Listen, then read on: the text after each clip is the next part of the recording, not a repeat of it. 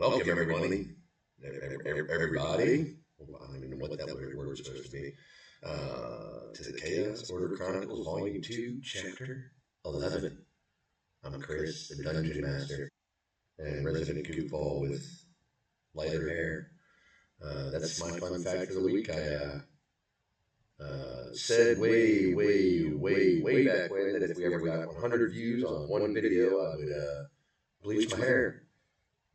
The bleaching part didn't go quite as good as it was supposed to. But we are currently, as of, where's my phone? I'll give us a complete live update. Crap, where did I set my phone?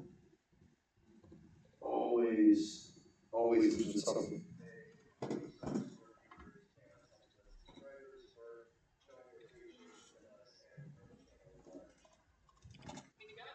Yeah, what Sam said.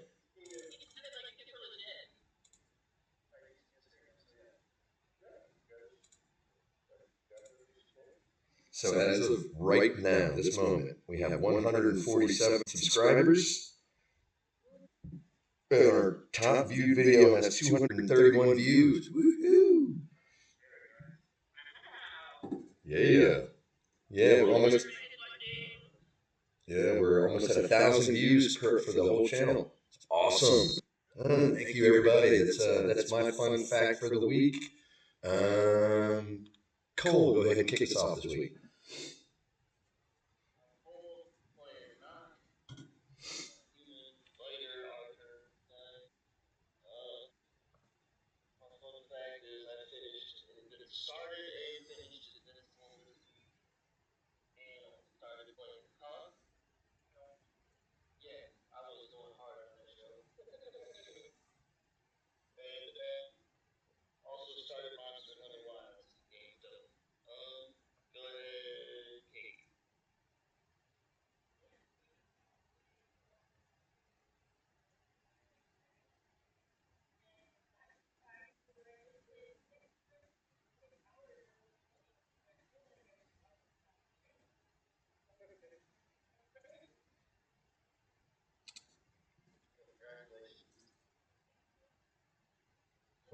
I'll make sure it's very hellish for you, okay?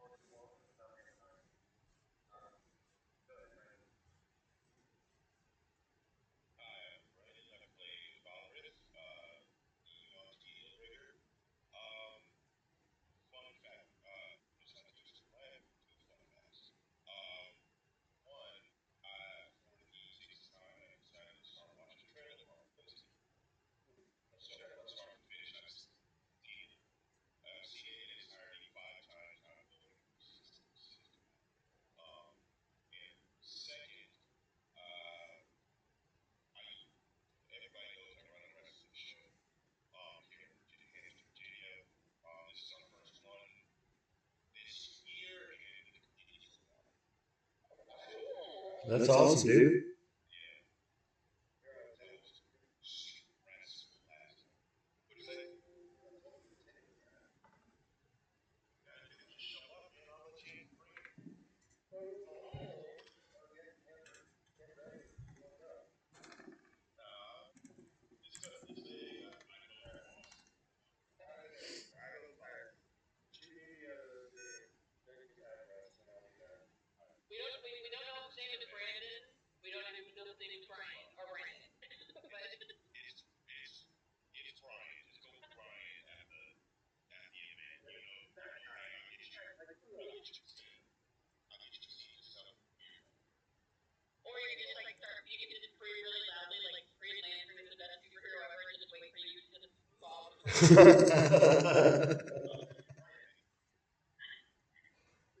And if the guy doubts that you know him, just show him our videos.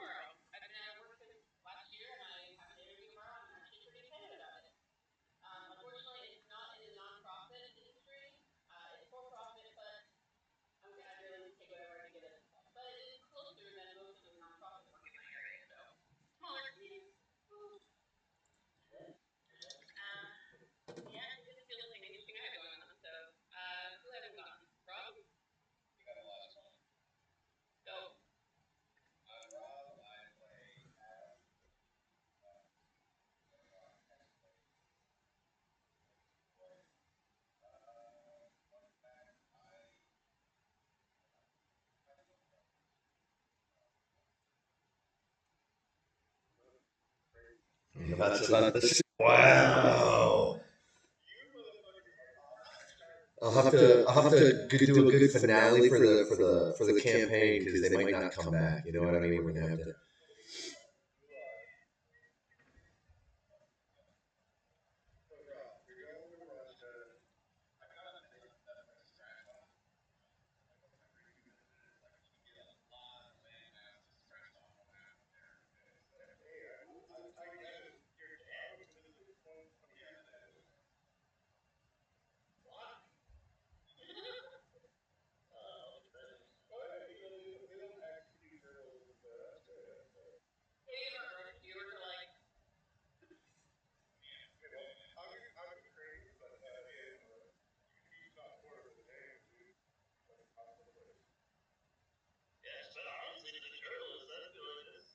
I don't think that'd be more. I don't think. I'm about to say, would that be worse? I mean.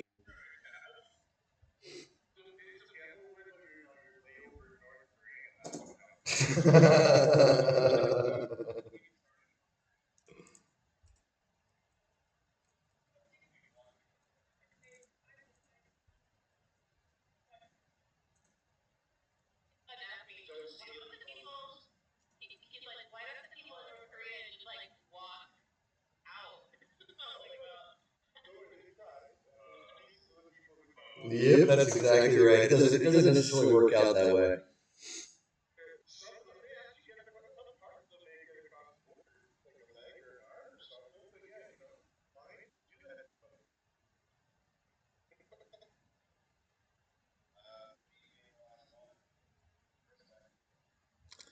And wow, I think that's the second week in a row that nobody has forgotten somebody.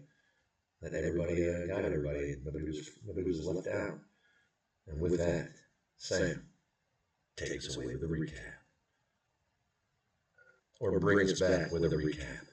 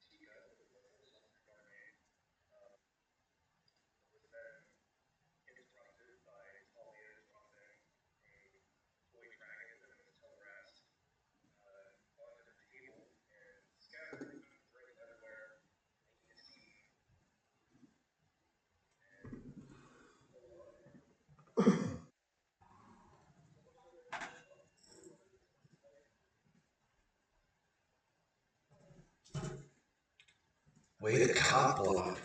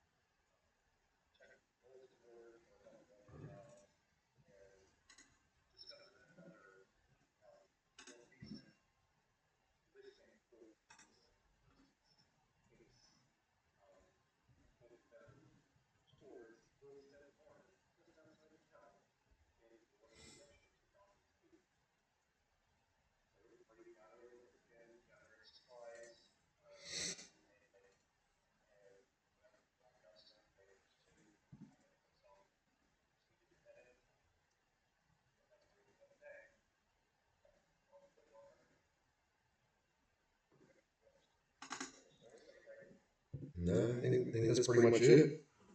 Hillary would be the ultimate authority. She's the one that takes, if her notes are the way they were, they're out of control.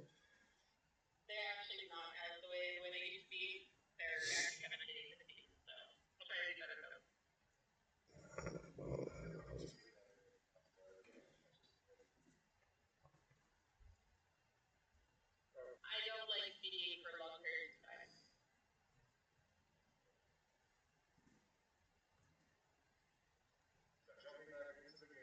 yeah, we're gonna.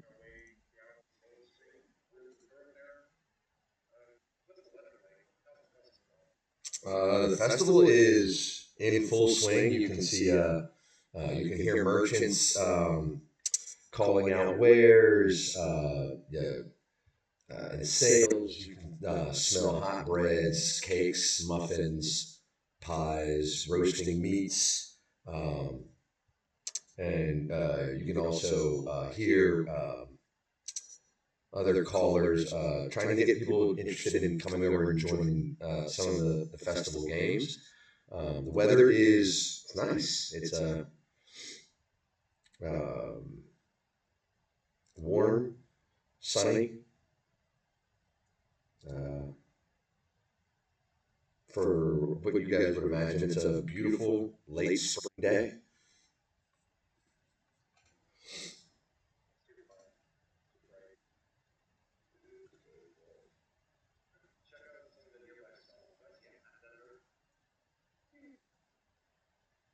Sure. He's got all sorts of hats, brown straw hats. You can see like what a cowboy would wear, and then there's all sorts of styles of hats. Hats, hoods, and cowls, or not cowls. No, there's no beer hats.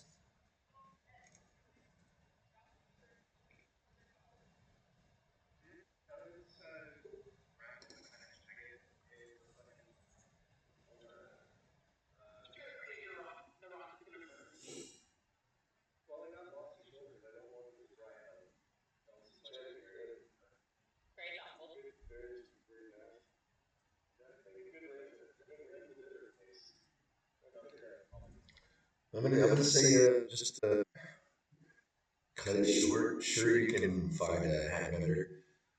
You can find a hat you want, and it'll cost you say 4 silver pieces, just so we can skip out. I didn't.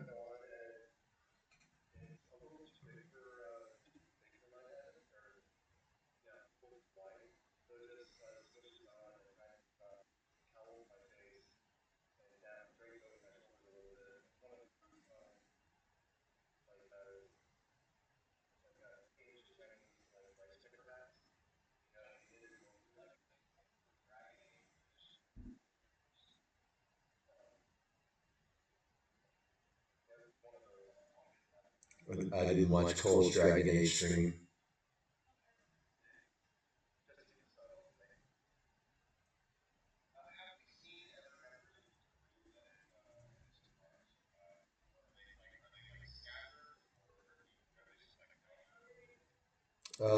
Make perception checks.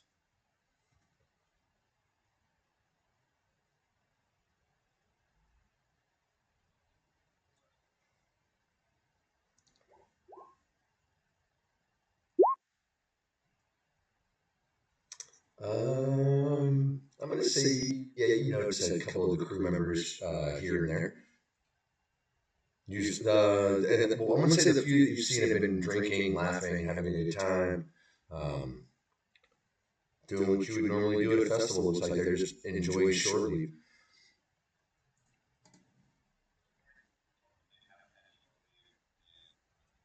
Yeah, it's been a while. It's been a while since they've gotten shore.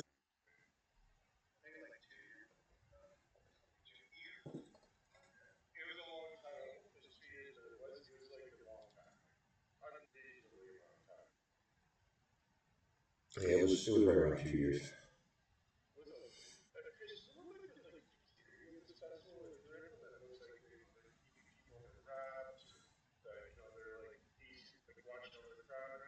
You can definitely see some what you would assume city guards.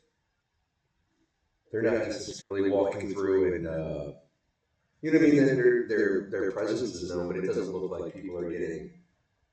Nobody's gotten out of hand. Although it is still early, but it doesn't look like people are excited and having fun. But it's yeah, it's definitely not a rowdy situation. So you see, town guards or city guards making their way. They're around.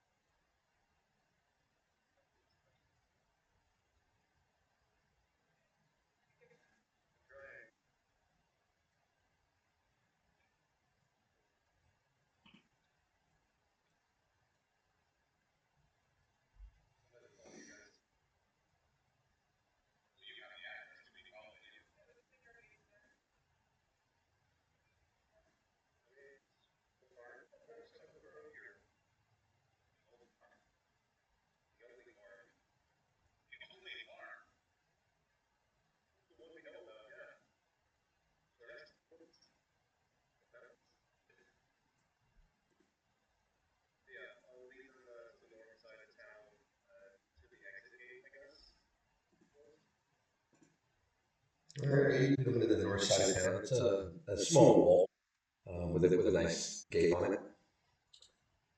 Nothing extravagant. It definitely doesn't look like it would be any use militarily, or not for very long. It's only about 7 or 8 feet tall.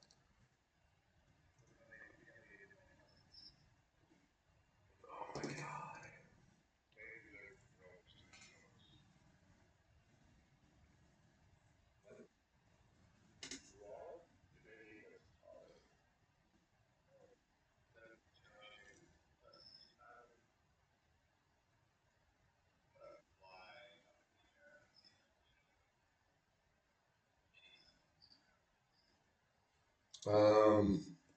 It is surrounded by woods. Um, you can see a lone mountain peak. It's probably about a day and a half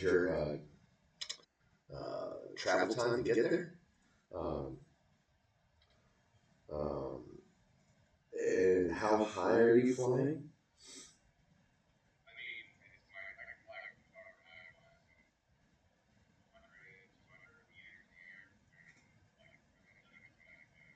Like I said, it's mostly forest terrain around you, but you can see certain breaks where it might, um, where you can definitely tell that they're farmlands. Whether it's one or multiple, you can't tell, but you can definitely see where people are doing some farming.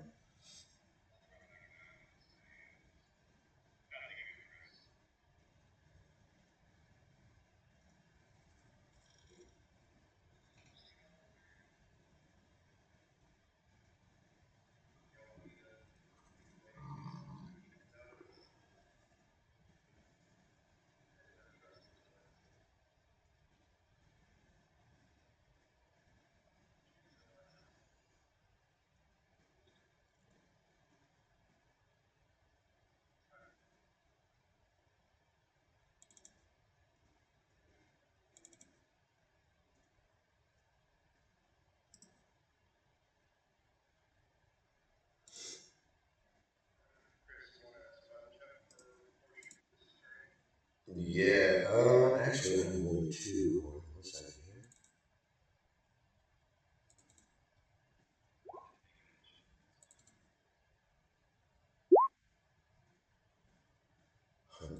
Okay.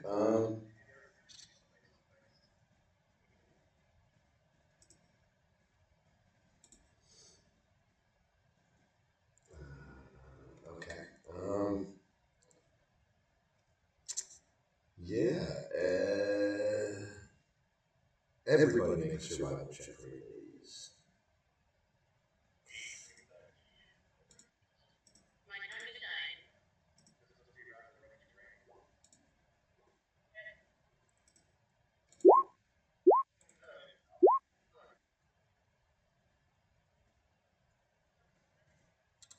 Making your way out of the city and through the woods, you do see that there's a pathway, but it is with littered with gnarled tree roots, um, mud, and other things. Fjall and Knock, both of and Valrith.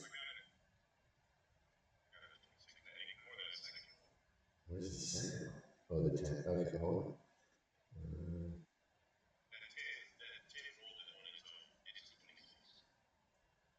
Okay, yeah, I see it. I see. Yeah, you rolled stealth there, buddy.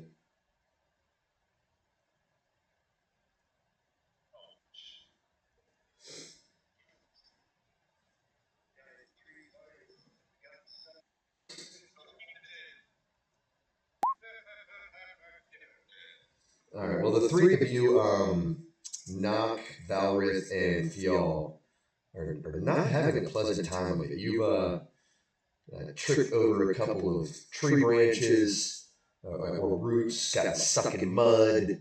It has definitely slowed the progress down for the entire party. And Gloam and Scripples both of you, well, one with a nat 20 and one with the 17. Um, Warner, this is nothing for you. Um,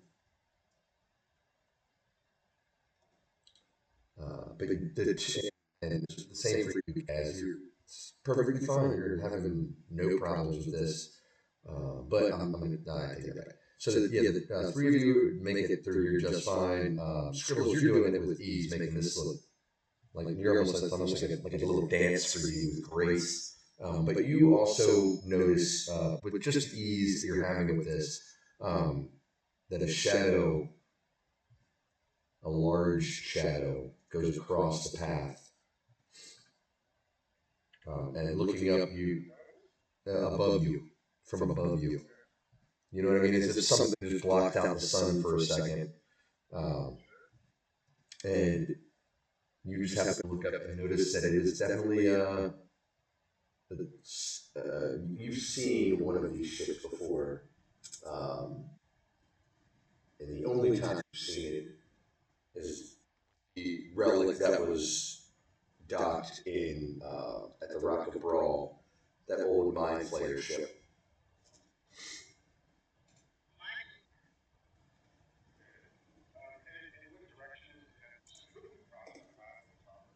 Yeah, you notice that it's definitely heading towards the mountain.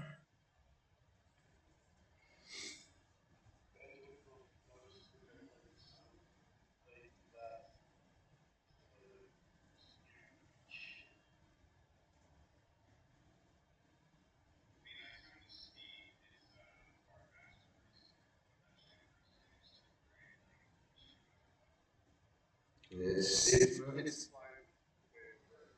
yeah. Yeah, there's no way you're gonna outrace it and get there first, especially with three of your party members slowing you guys down because they're tripping over tree branches, get stuck in mud.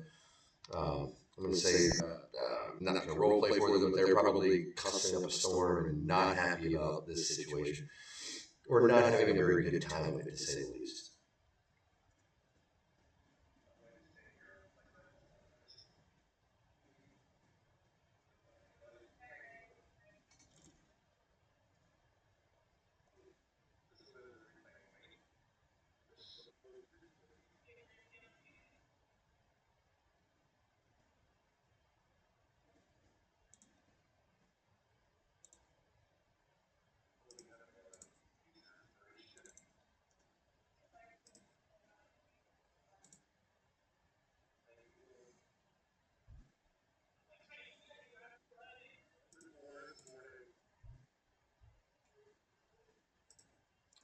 So yeah, the party's makes about half as far as you would for the first half of the day.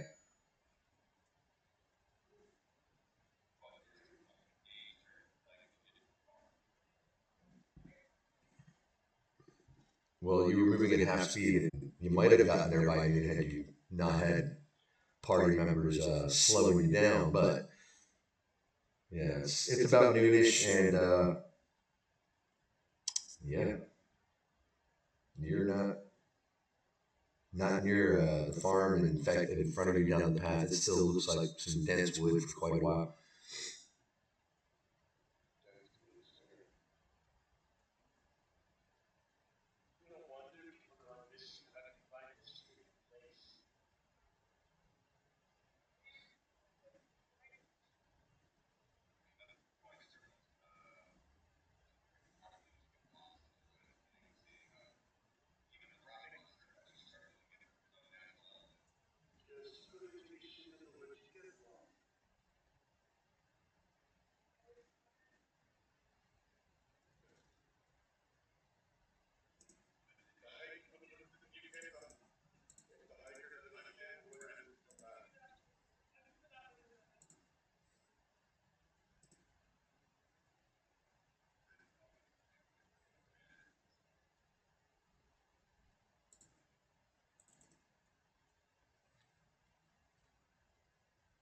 All right, so what would you guys want to keep going?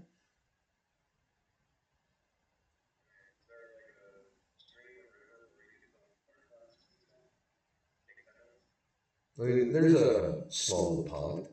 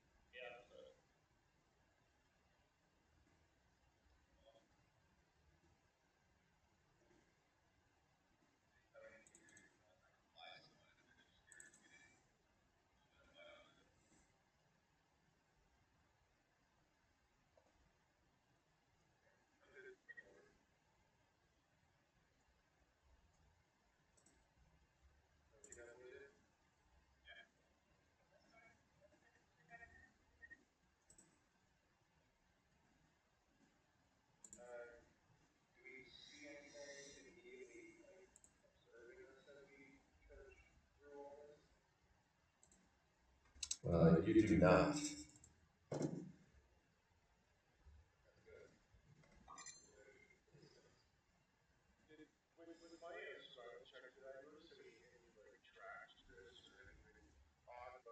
You would have definitely noticed that this path is definitely very well used. And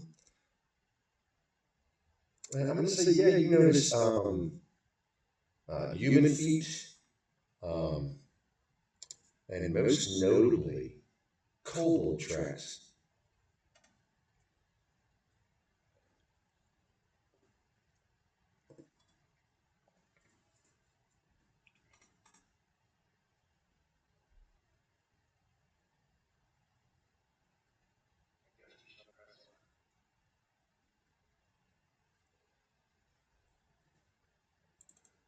All right. So now I'm going to figure out there, here.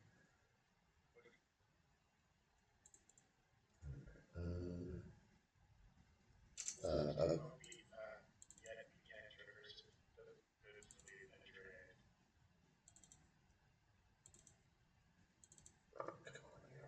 God damn it. There we go.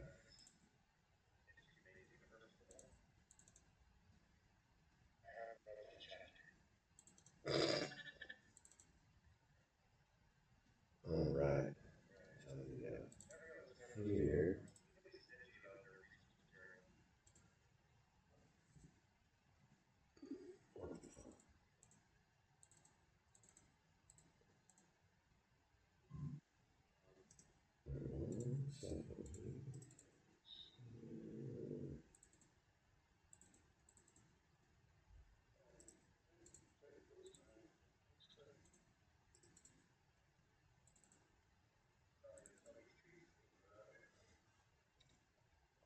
All right. So after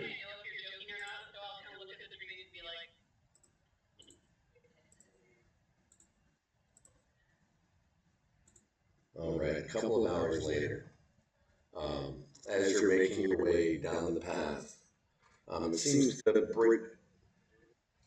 Well, it's afternoon.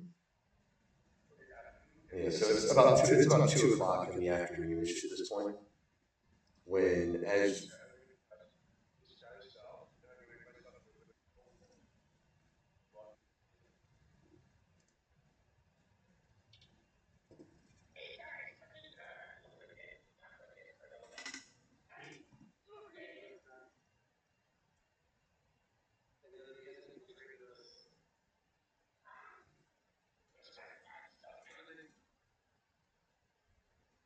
all right,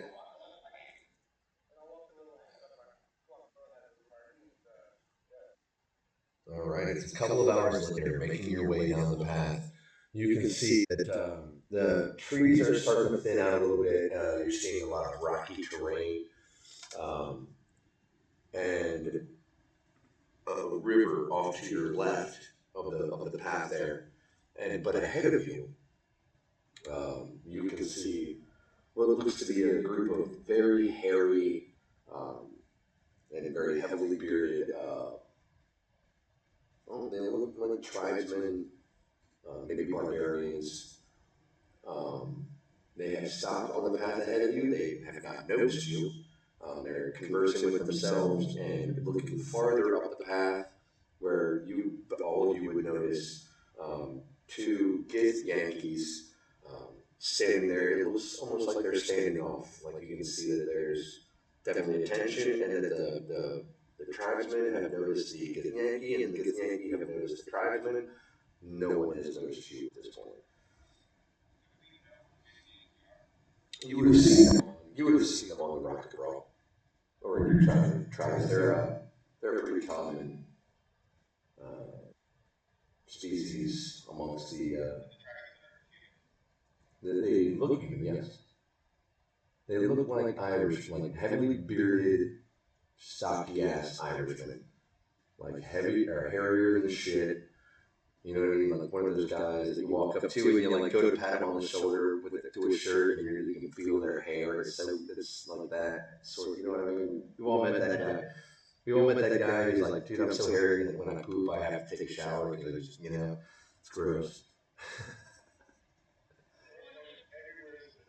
Yeah.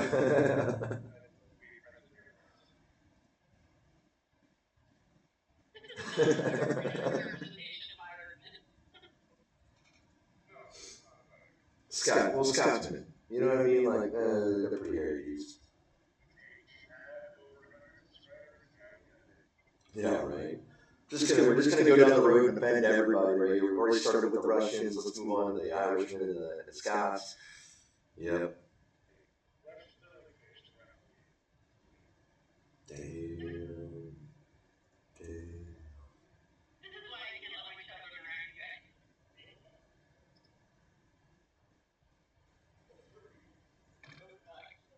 So what would you all like to do?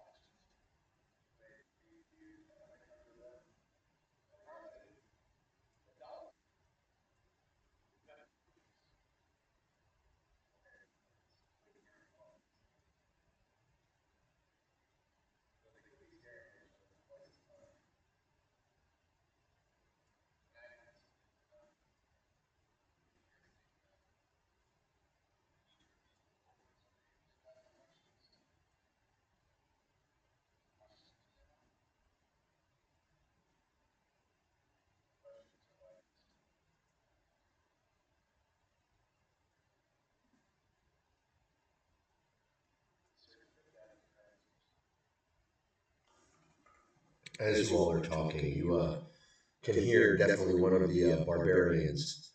Um, and he's yelling because there is quite a distance between them and the Gith Yankee.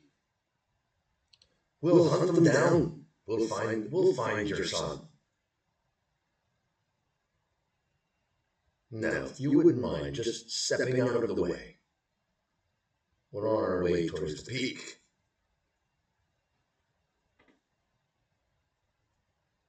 And the Gith Yankees say, or one of them steps forward and onto the bridge. Oh, come on. Move, token.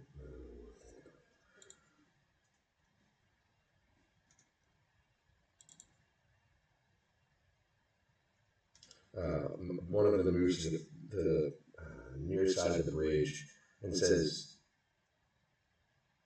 "As long as you don't be spreading what you got to any one of these families around here."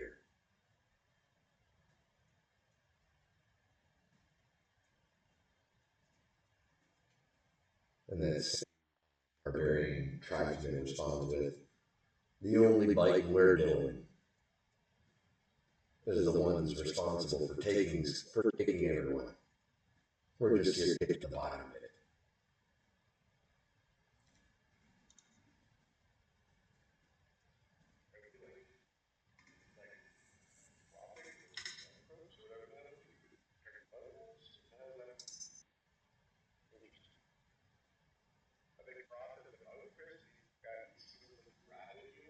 No. Upon hearing that, they do look like they're pretty lean.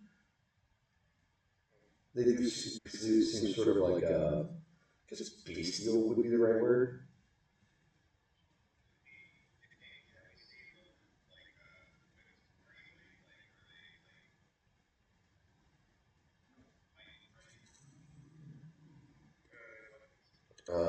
It looks like you can see like they may have shorts. They may maybe armed, but they definitely don't look like the adventuring type.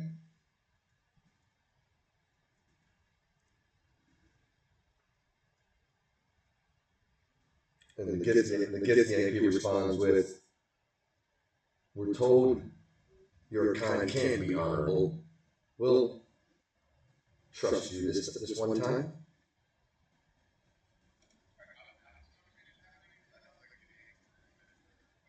The one moved up on the bridge if you look on the map. And with that, the Giz Yankee the far or the near side of the bridge will move to one side, and the one on the other will move off the path. And you watch as these four tribesmen, they do morph into wolves, and they race across the bridge and off of it.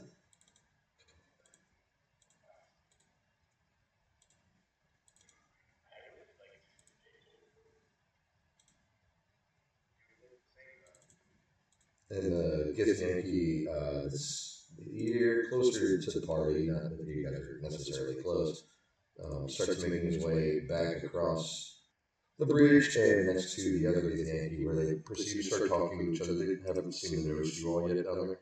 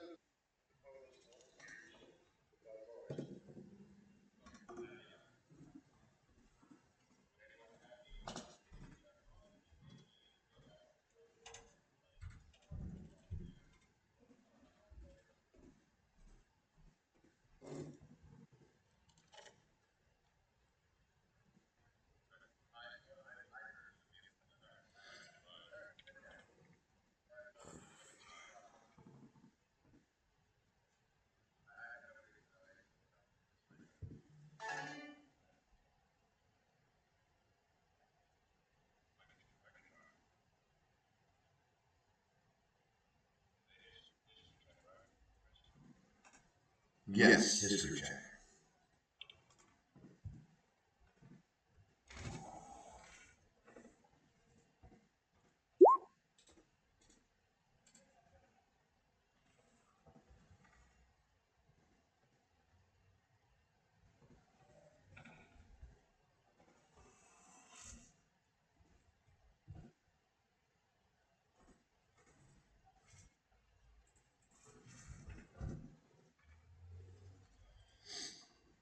As you approach, they say, "Whoa, whoa, whoa, whoa!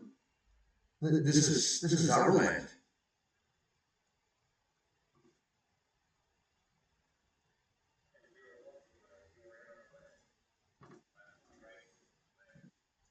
Why, we've been farming here for about 10 years.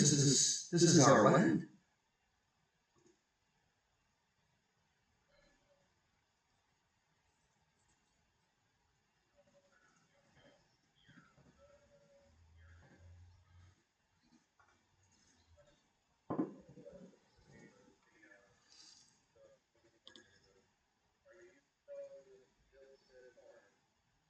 Yeah, that's our farm.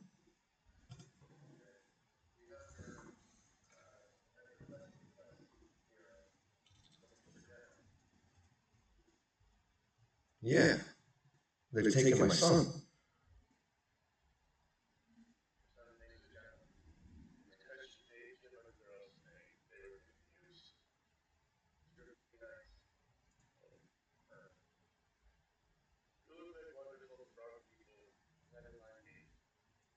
They exchange a glance with each other. Um, well, and who are you? You're here to help.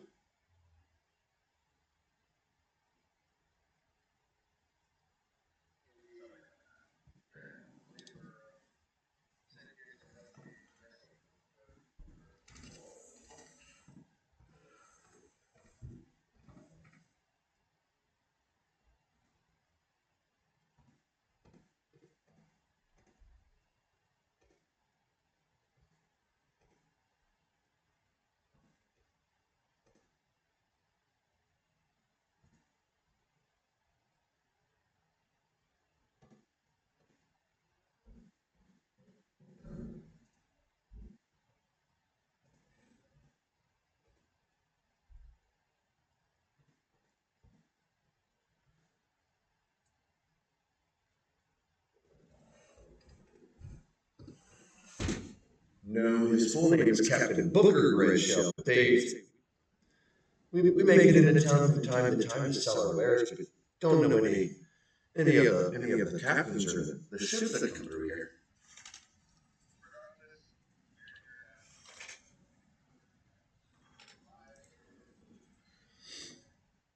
Well, if you're here to help, please, well, try to answer any questions you may have.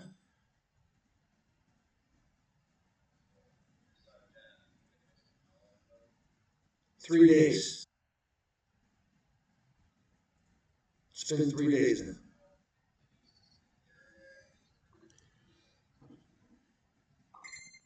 Well, you just the town with the our normal wares to sell, um, turnips and beets, rutabagas, radishes.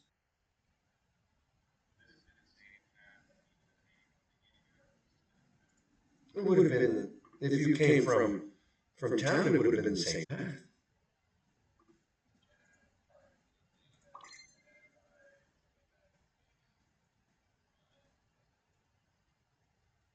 Uh, Only the donkey that helped carry the supplies.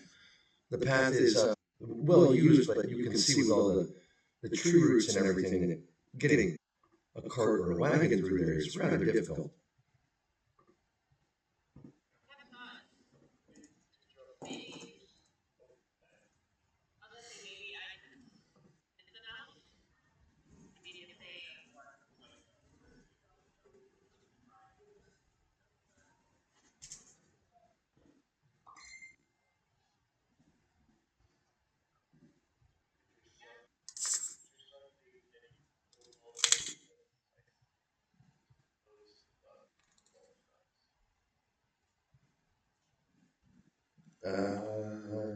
No. And the kobolds do run around here. The kobolds are, I mean, they're quite common around here, but they usually tend to keep to themselves and just generally they're just interested in the trash.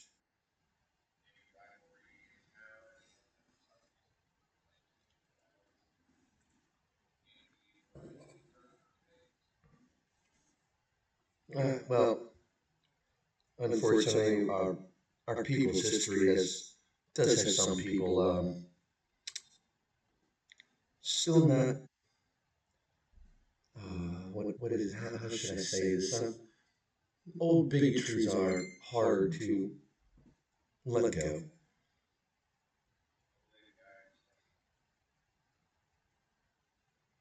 But other than that, we've never really had any problems. We keep to ourselves. Our food, our uh, produce is sound and of good quality, and we, as far as I know, we have no enemies.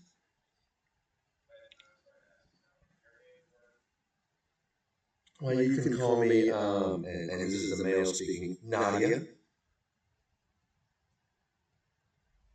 and this is my wife, Bruce.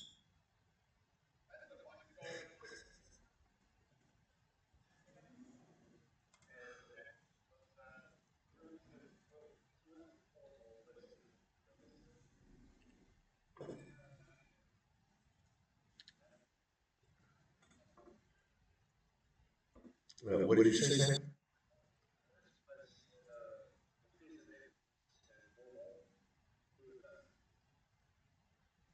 Well, he's an old family friend.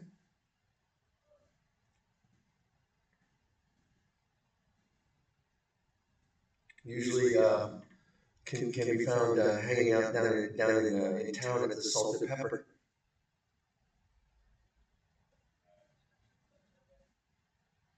He's pretty hard to miss. He's an old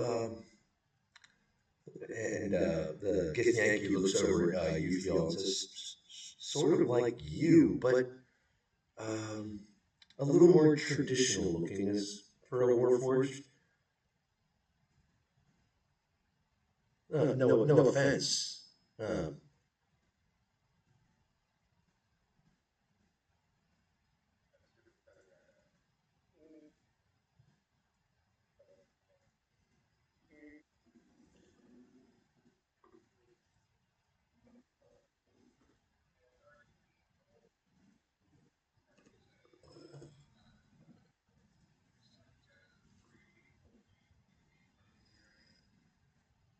well, there's a couple of families down in town, but I think we're the only um, farmers out here. Um, you do have there are some rather entertaining tender folk on the other side of the reach. Um, the Lightfoot family, um, and there's a family of very surly dwarves just to the east. Always helpful and always nice. Very surly and curt.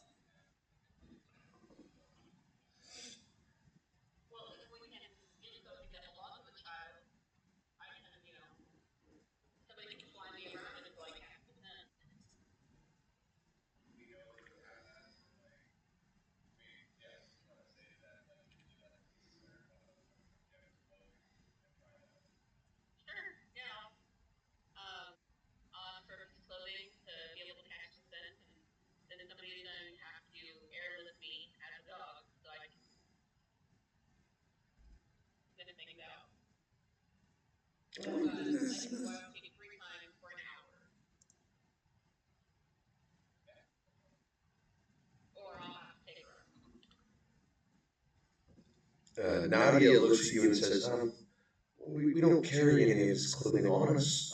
We could make our way back to the house, but uh,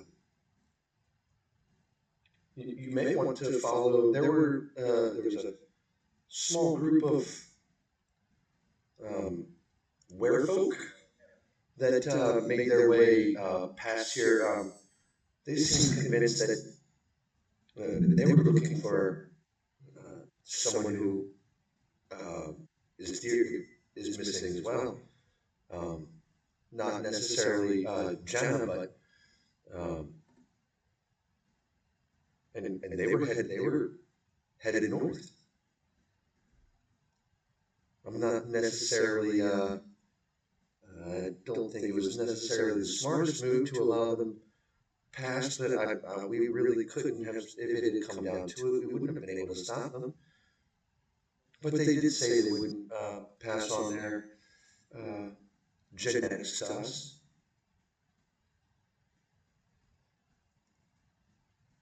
Why they're werefolk, and I truly have no desire to deal with that.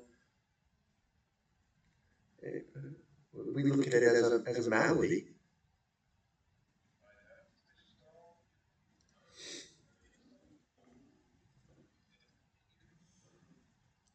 We've never seen one, and the fact that there was four of them, and they were saying someone that they care about is missing.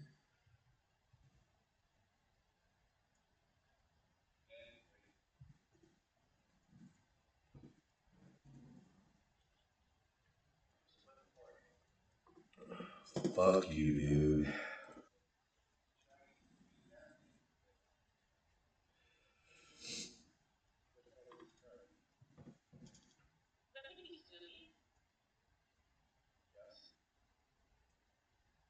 Ruh-roh.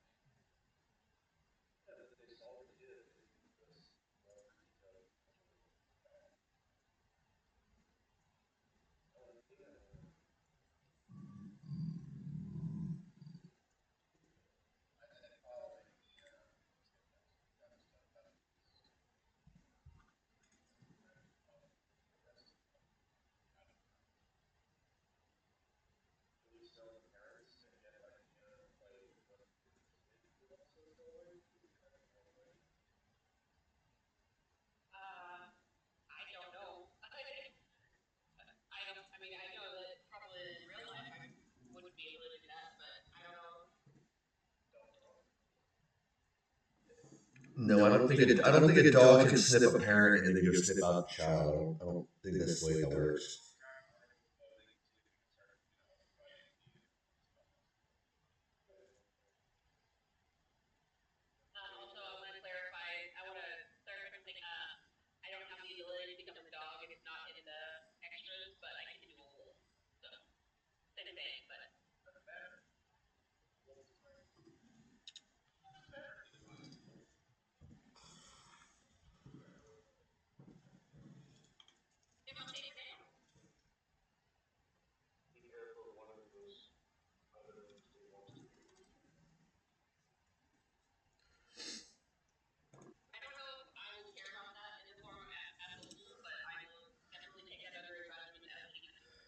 Boy, that would bring an all new. That would bring an all new meeting to doggy style, wouldn't it?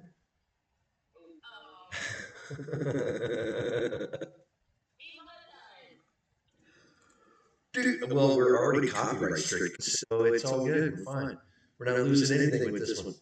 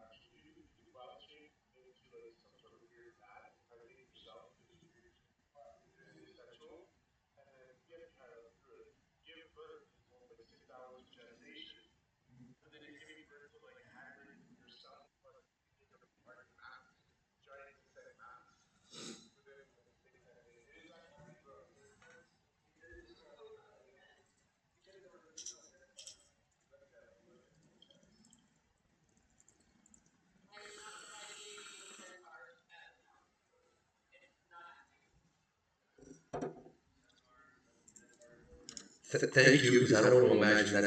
I don't want to ever do that session. So we're good. We're good. It was already bad. It was already bad enough to have to be a woman to date and go on a date already. So.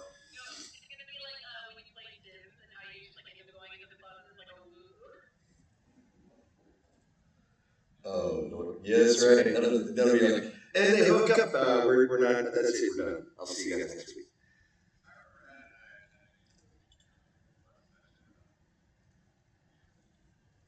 Yeah, that was the very beginning. Yeah.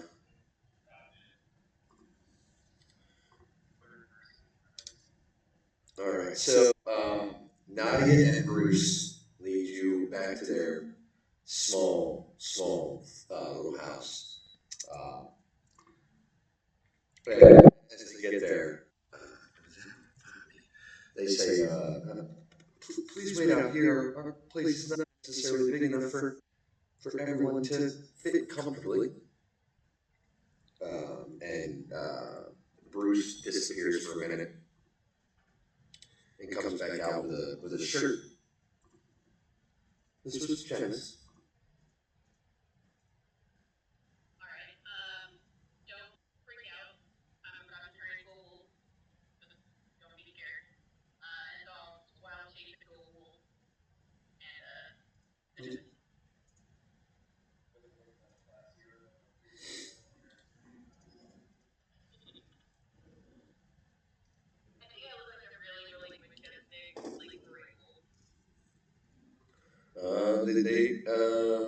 As you approach, Bruce drops the shirt on the ground and does take a couple of steps back, not panicked or anything, but uh,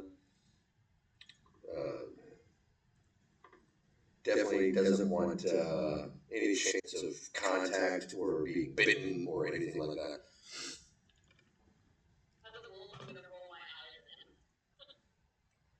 And that was her. Thank you.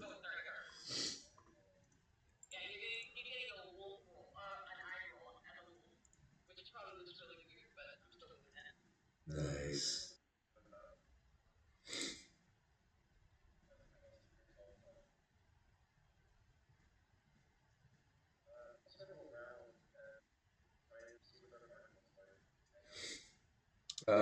Walking around the back side of the house, you see it's a really good sized garden and it looks very well kept. Um, Now, I'm going to say that you're probably not like a farming expert, but this is this does look very nice. And it looks like they, one, are know what they're doing, and two, really care about the status of their garden, as it is their primary and only income.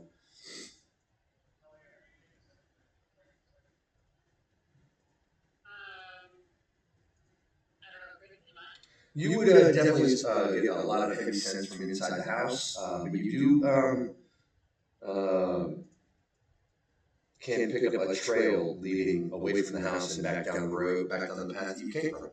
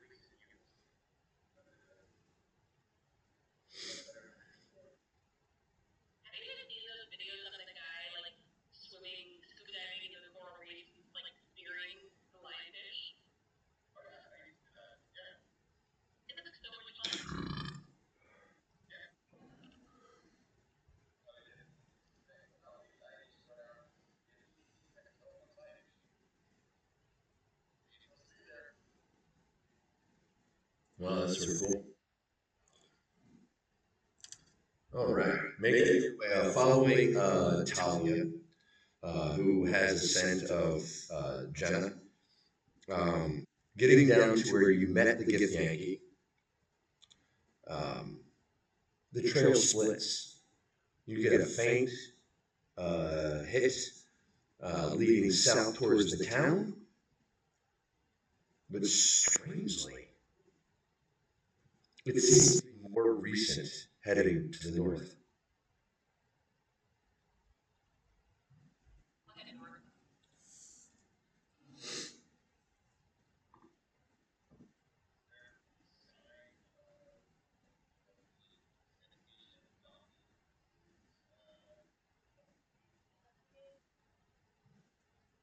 Sure.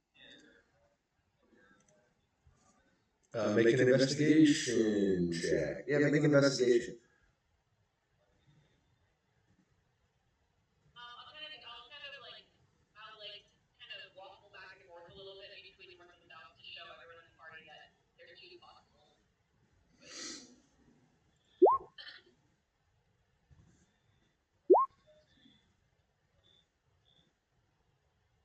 What? How do you get 23 out of 19 and 3?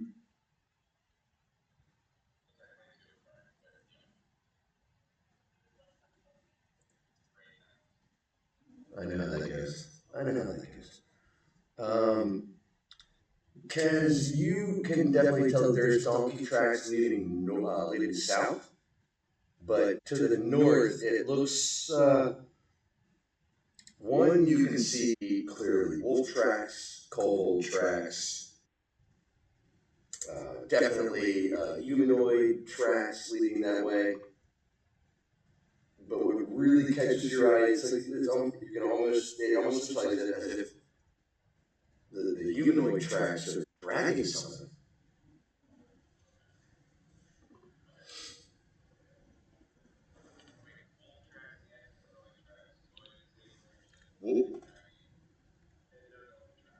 No donkey tracks, and they're grouped up. Like you can see where the kobold tracks, humanoid tracks. It doesn't look like they're particularly together. Just what you can see leading on that path forward, but you on the humanoid tracks, a couple of them. It looks like there's drag marks. Is there something being dragged?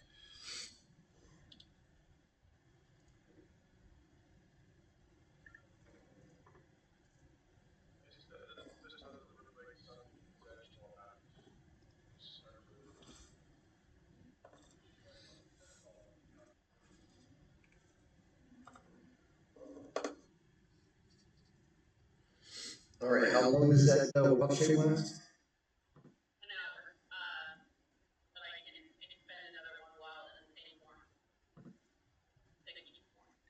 So the trail continues forward for at least an hour, heading farther north, closer to the mountain, and you're getting all sorts of crazy scents. Animal, mostly you can. I'm going to say you can definitely pick up the scent of other wolves, wolf-like creatures, um, other animals, um, and Jenna's scent as well. But it almost seems like it's there 1 minute, and as you're then it disappears, and it picks up down the trail a little bit.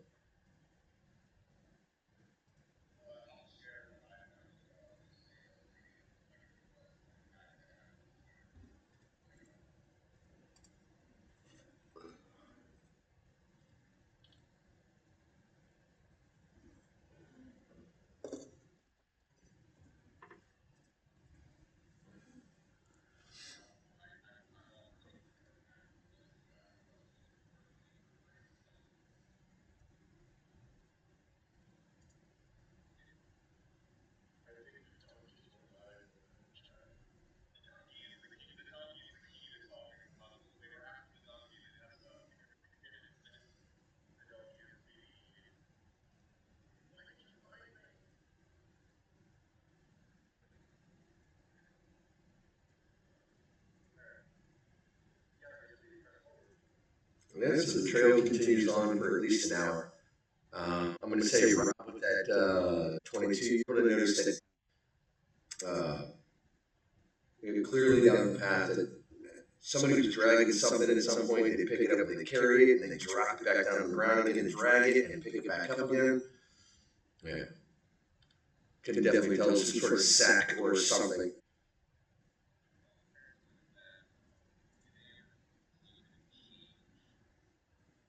No, the wolf prints look like they're running.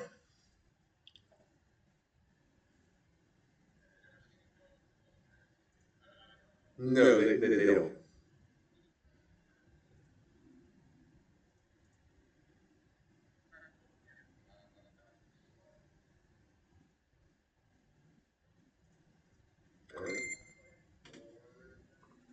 Yeah, it's about 4-ish in the afternoon at this point. 4:30.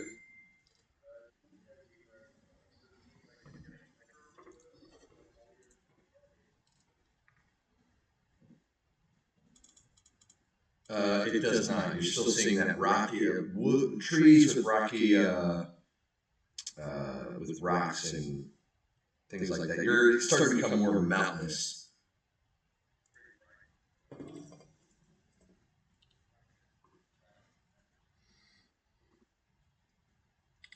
All right. So an hour goes by.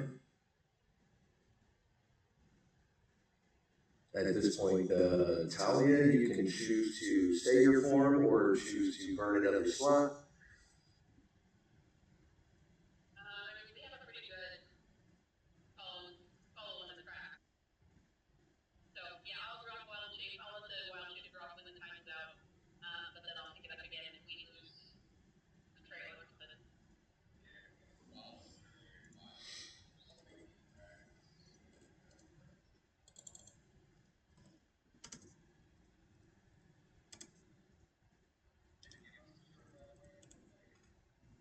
No, she dropped it on the ground in front of Talia.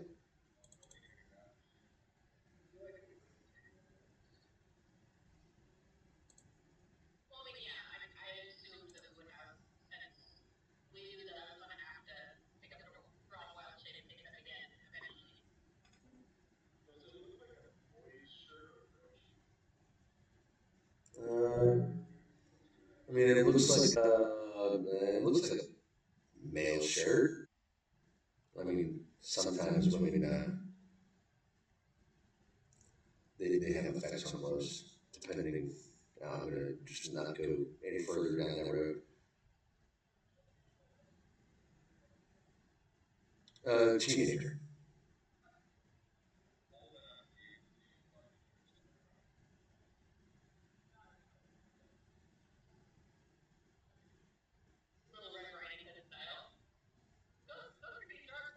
We got we got the 4-year-old making market trips.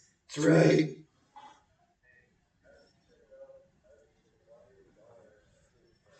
Oh my God.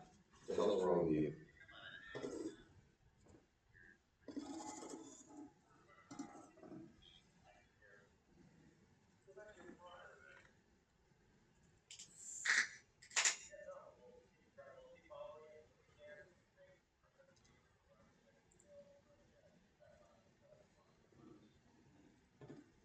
All right.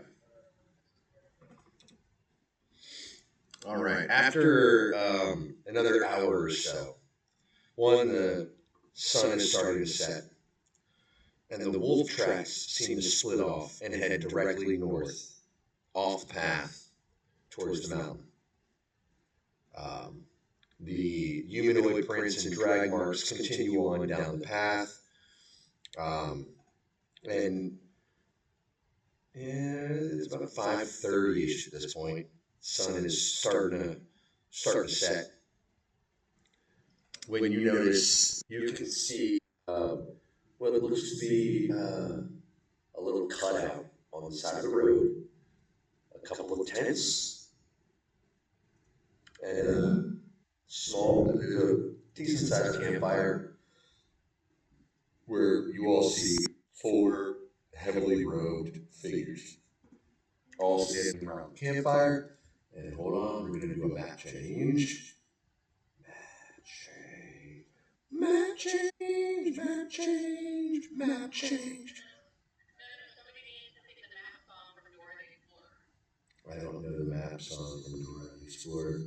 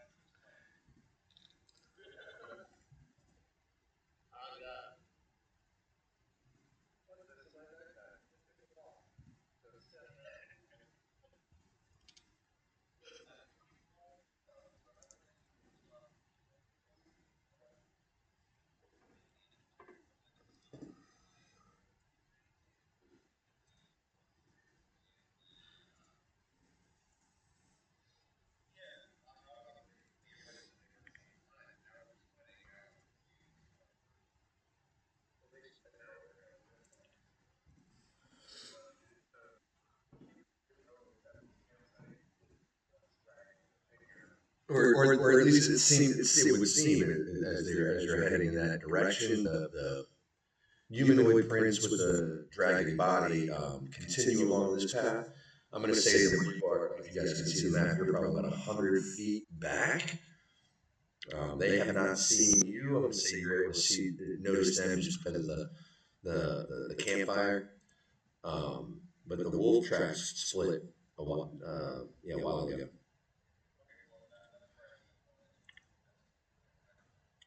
Okay.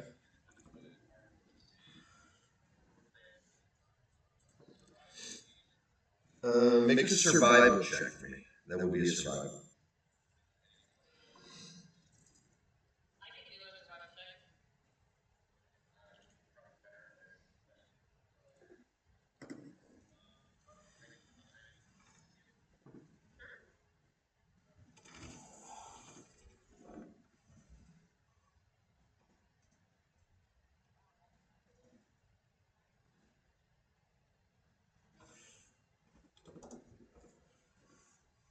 You're able to tell that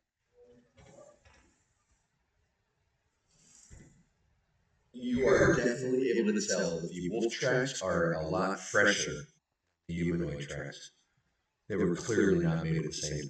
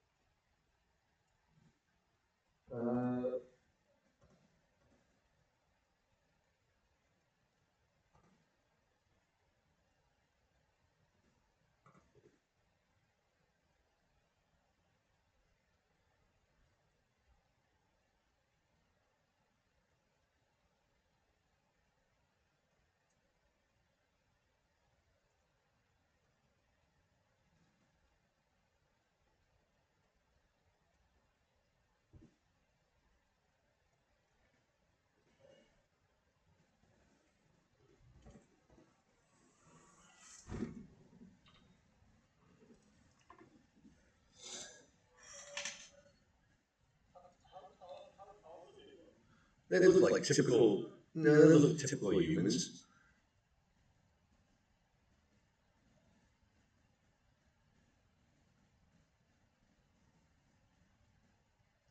You do see one is dressed a lot nicer than the others.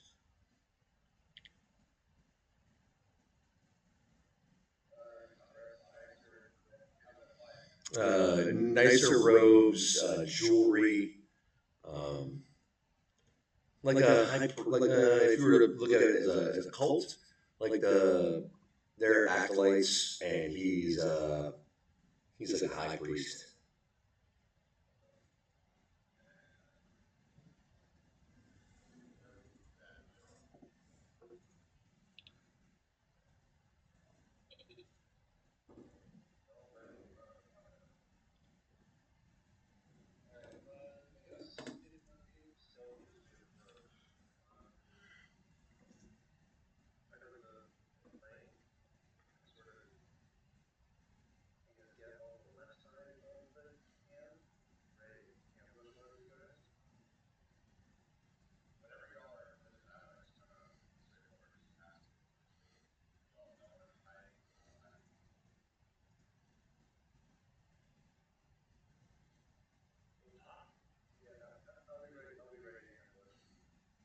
All right, go ahead and make a stealth check there for me, if y'all.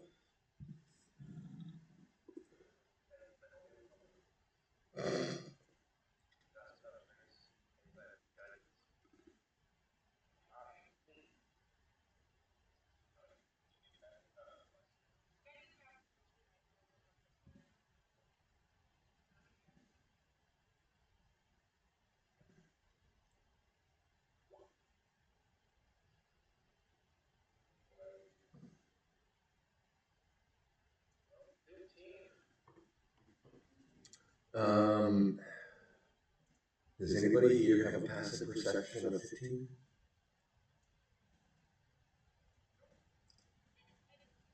You would definitely notice him traipsing off into the woods.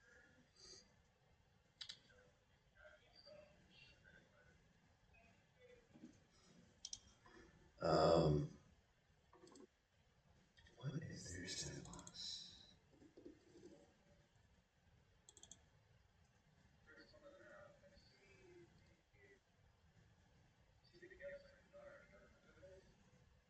You're there. You're there. Somewhere in there.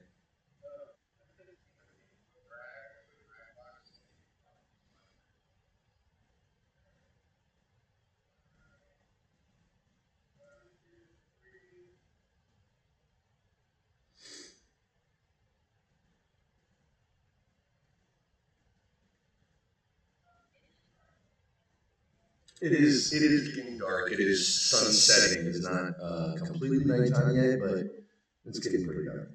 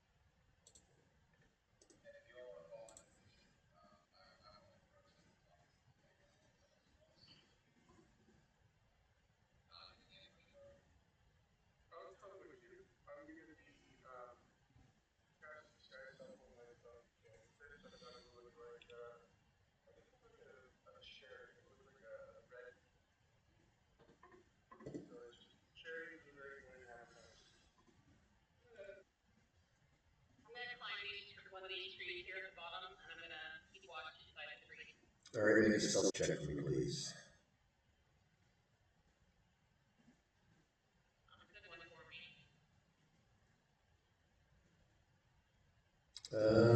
Yeah, as you climb up the trees,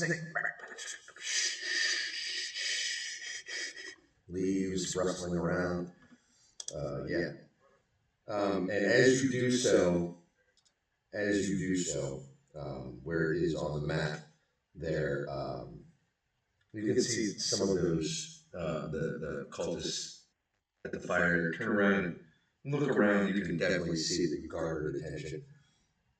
They can't necessarily see you, but they definitely can tell that something's out there that's not a deer or a squirrel running around.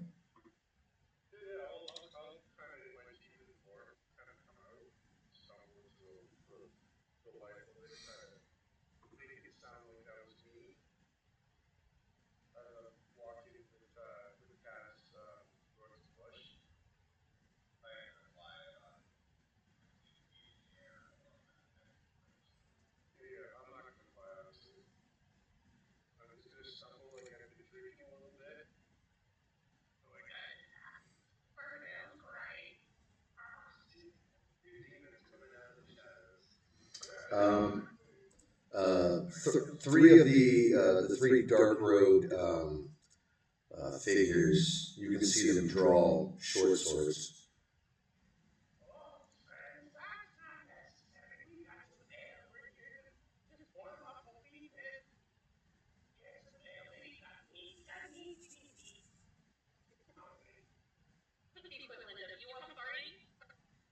The finer dressed gentleman says, "Oh, hello. What brings you out this far here, bold enough to just walk into a stranger's camp?"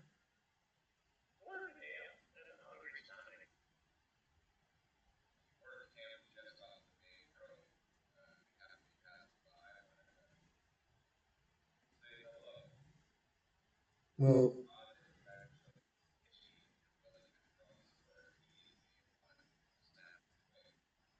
well, these are trying times, sir.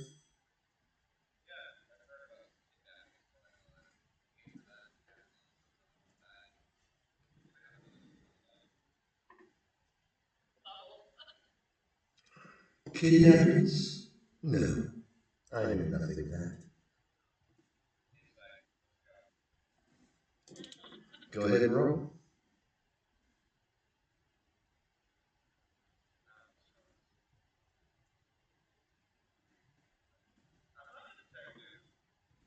As far as actually, you know, go ahead and let me roll.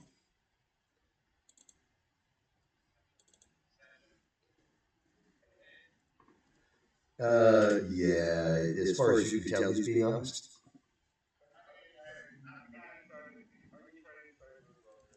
Okay.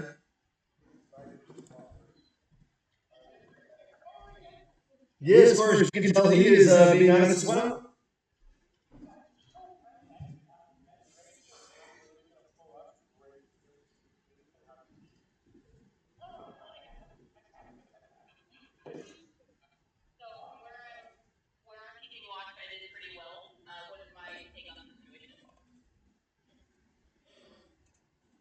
He's lying.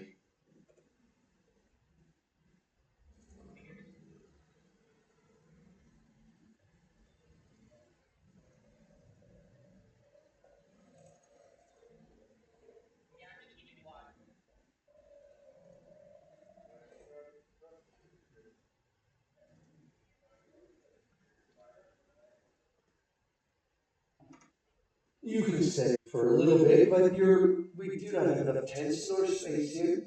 There is another cutout farther down the road.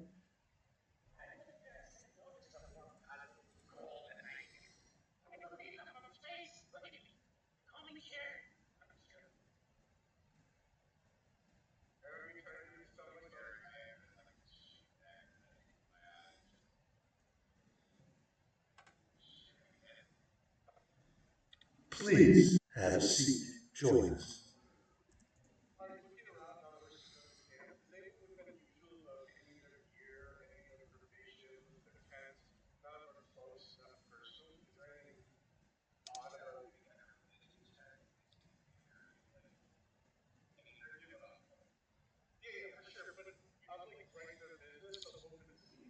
All right, so here's how we're going to do this.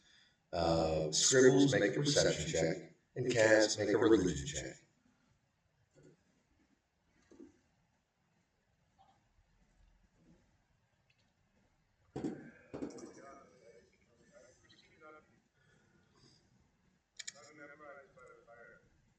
Cass.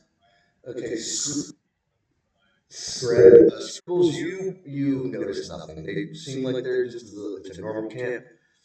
Kaz, on the other hand, you clearly recognize that religious iconography of the Sultan.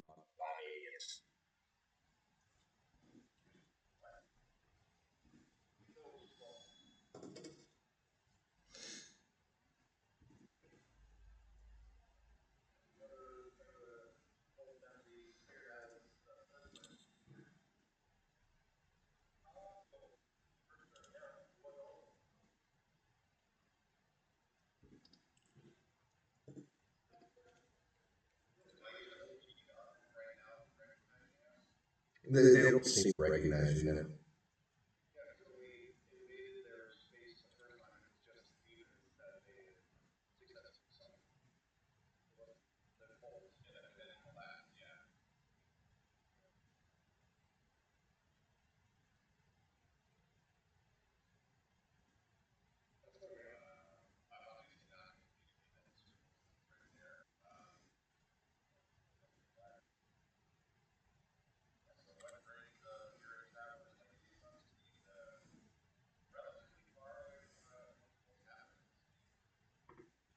Why, sightseeing, of course.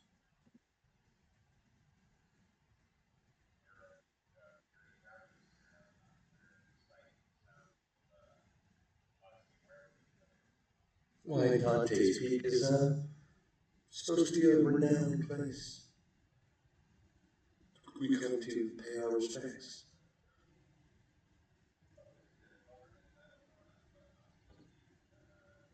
Not necessarily a pilgrimage, just for historic value.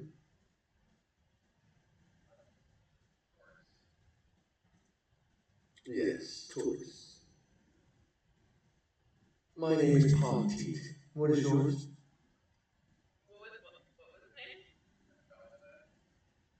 Ponteet. Pogteet.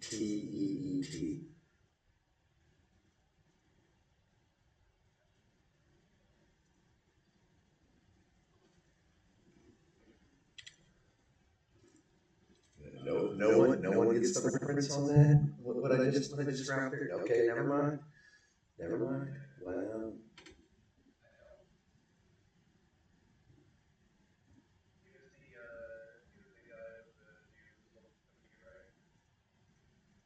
that executed an entire squadron of fucking goblins. Yep. Like summarily murdered and piled them up.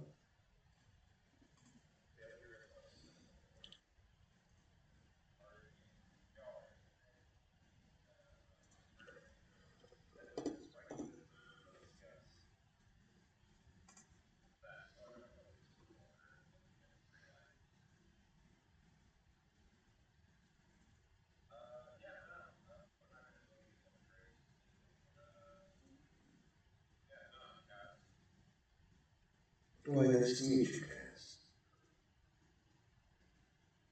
And share.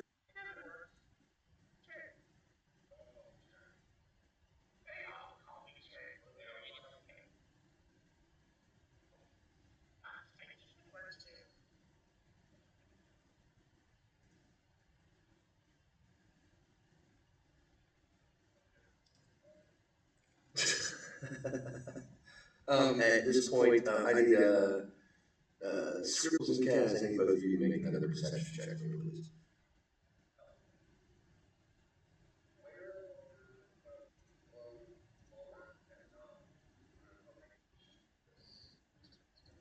I don't know. That depends on what they're doing.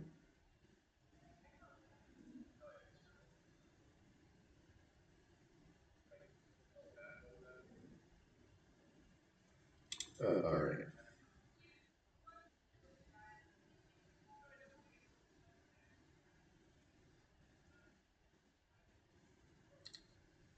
Uh,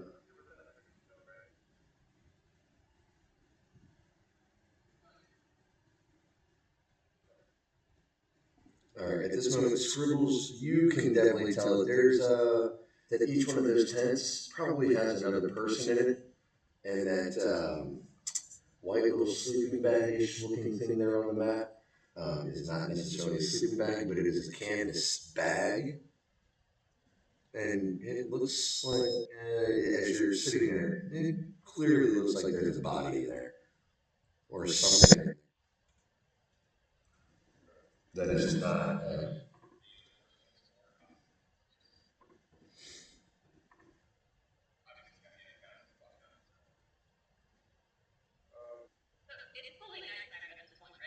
Yeah, it's got pretty dark. Yep, it's nighttime.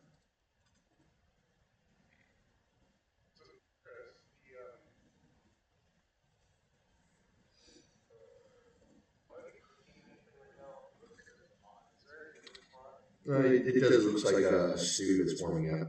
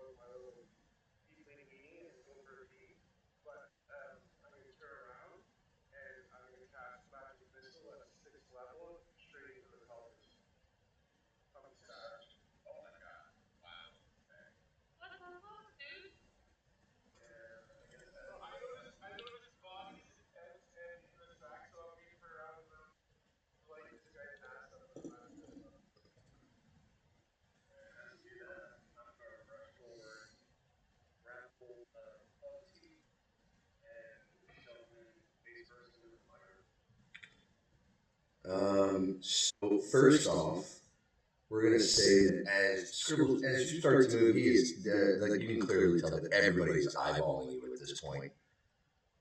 It's not like you're just gonna get up and just wander off and no one's gonna pay attention. Everybody is paying attention, and as you cast that spell, he uses as a reaction shield.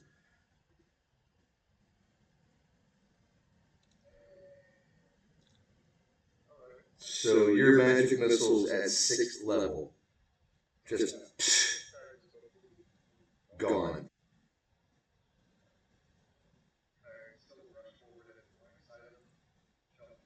Sure, make a see if you can get it. I'm gonna say you have to hit it first, bro. Is it a grapple and attack?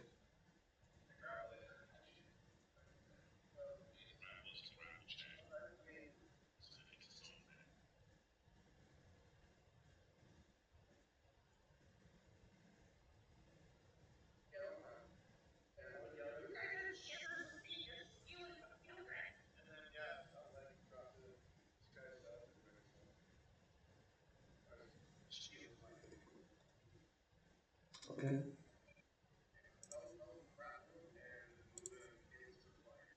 All right. So what do I need to roll for that? Okay.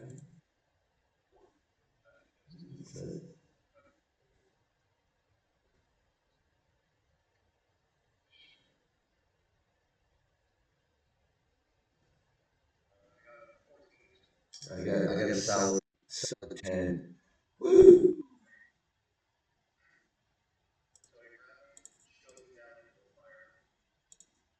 All right. As you do that, anybody else want to do anything? At this point, I'll allow everybody a little thing.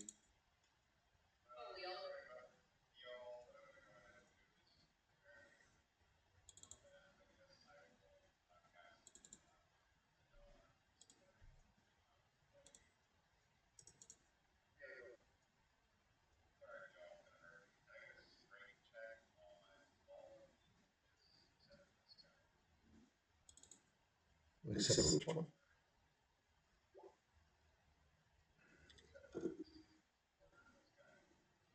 Okay.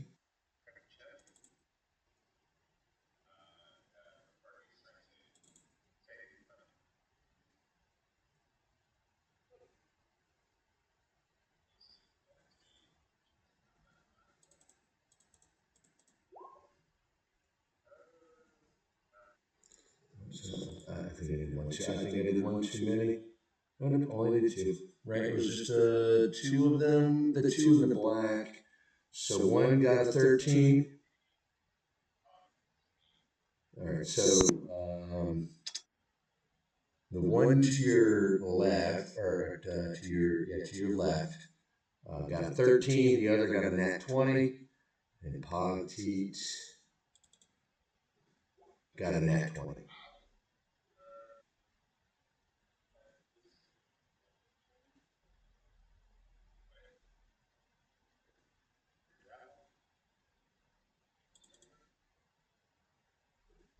Yeah.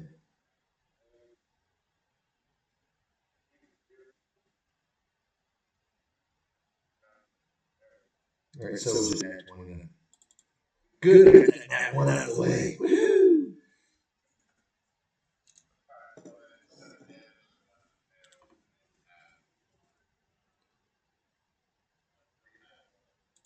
Okay.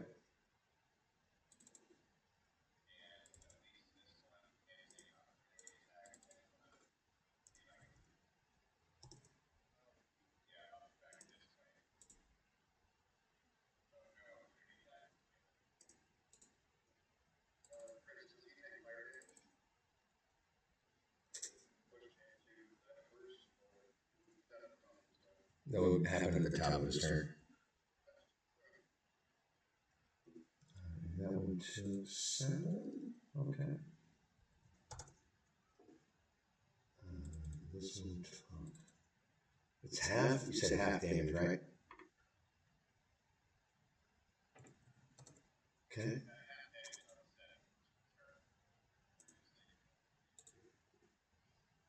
All right. Anybody else?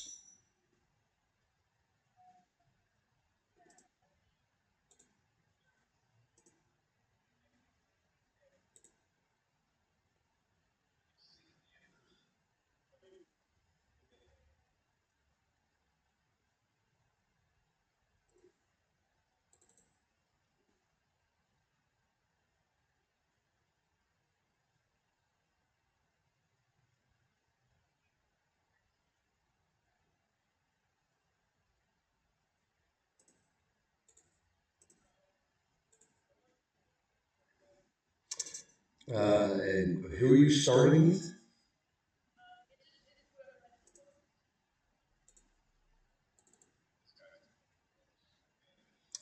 All right. So this guy falls asleep, but the rest do not.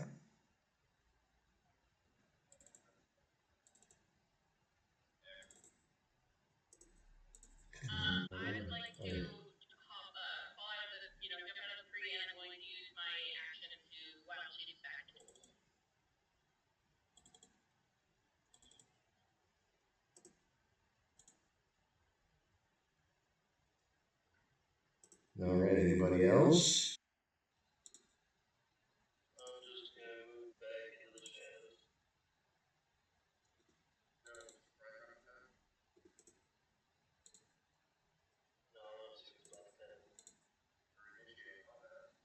All right. So I think that's everybody. Oh, I'm sorry. Sorry. I'm sorry. Missed you there, Valor. My bad. My bad.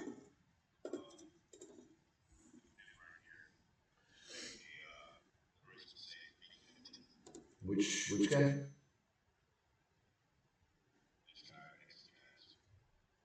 Okay. Charisma save 15. Come on. That's a 19, baby.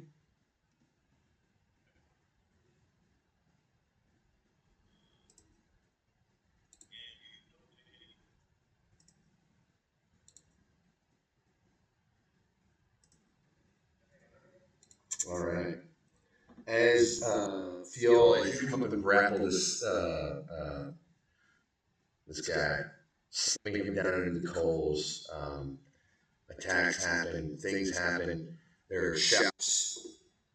The tents spring into action. you can definitely hear action coming from inside the tents.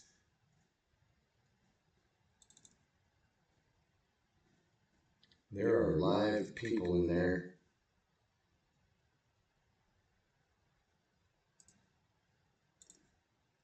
And with that, I need everybody to roll initiative.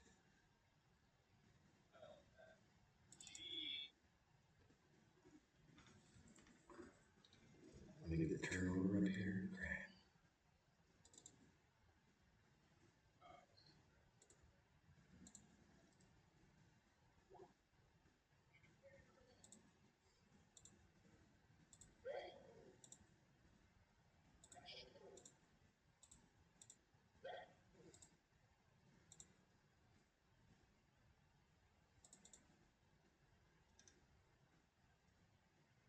Oh god, I didn't clear the initiative from before. Fio, what did you get? Cologne? Cologne, what did you get? 2. Okay, Talia?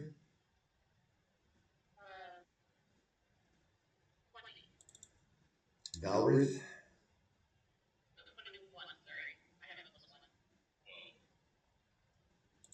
Scribbles? Knock? Kaz? Okay, so I think I cleared out all the old ones.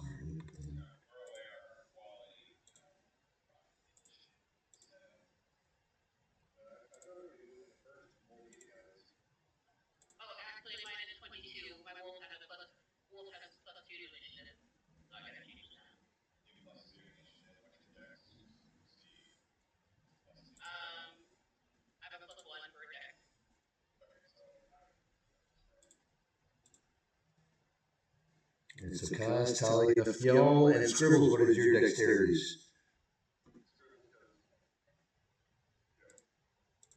Okay. I'll go ahead and roll them up.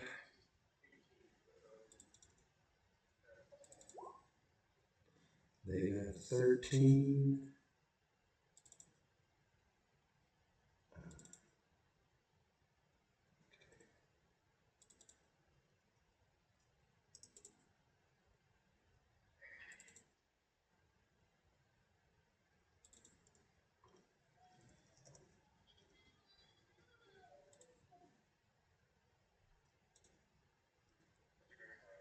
And then I roll 2.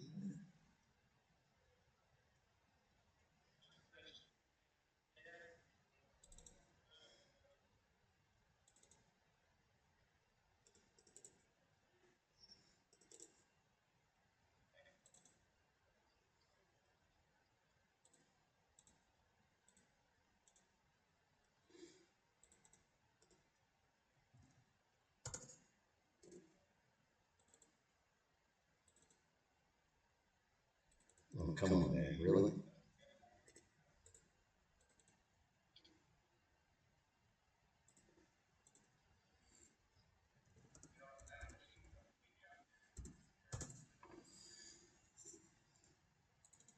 That's not an unpopular decision.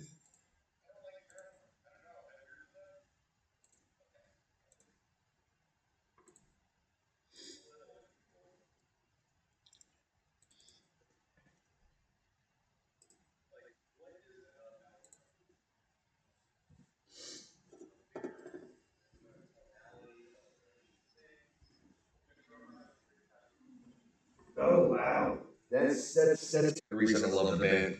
That's why I love the band right there.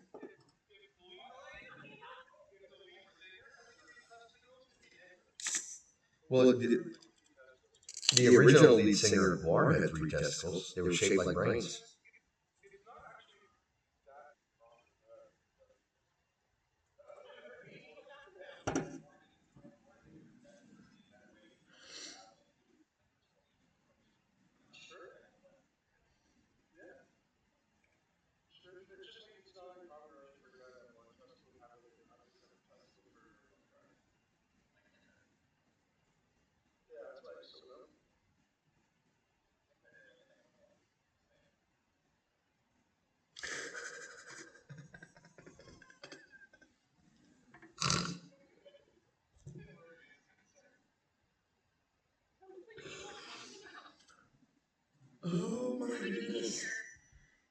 I don't know. At one point, I was looking over at your screen and it looked like you were listening to music and singing along. So I don't know.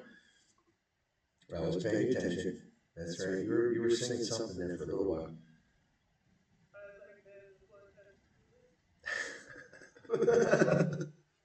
One ball man. Yeah, right.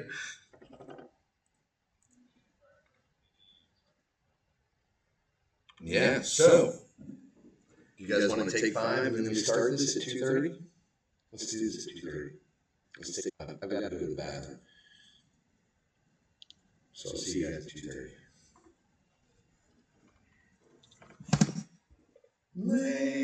God damn it.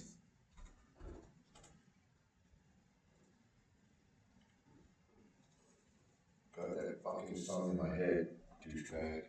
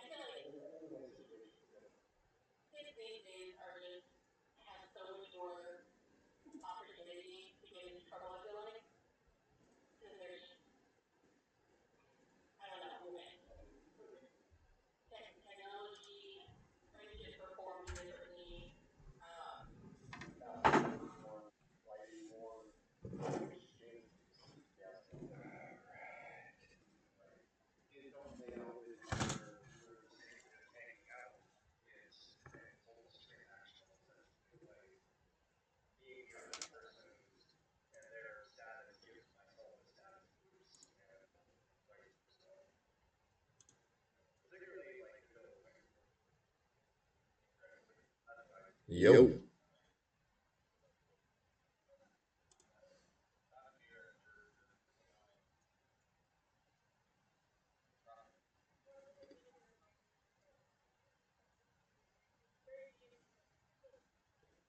I can't see it very well. Actually, let me put you on the one here. Can you put it back up here? Oh, hell yeah.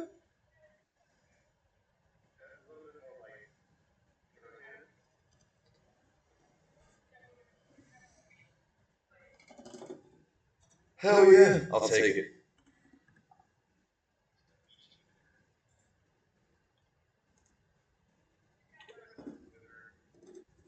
Oh yeah.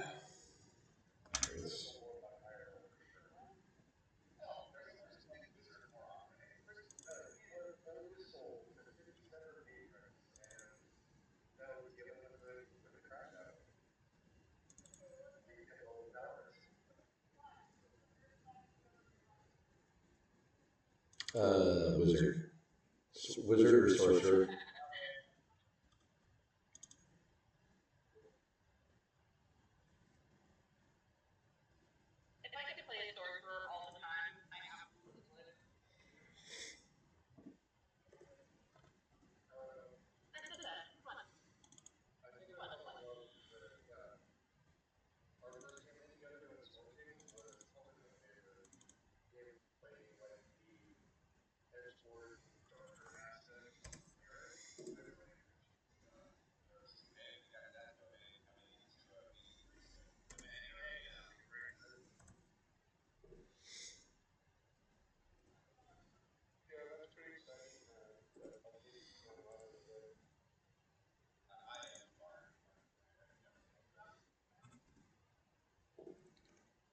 All right, 1 second.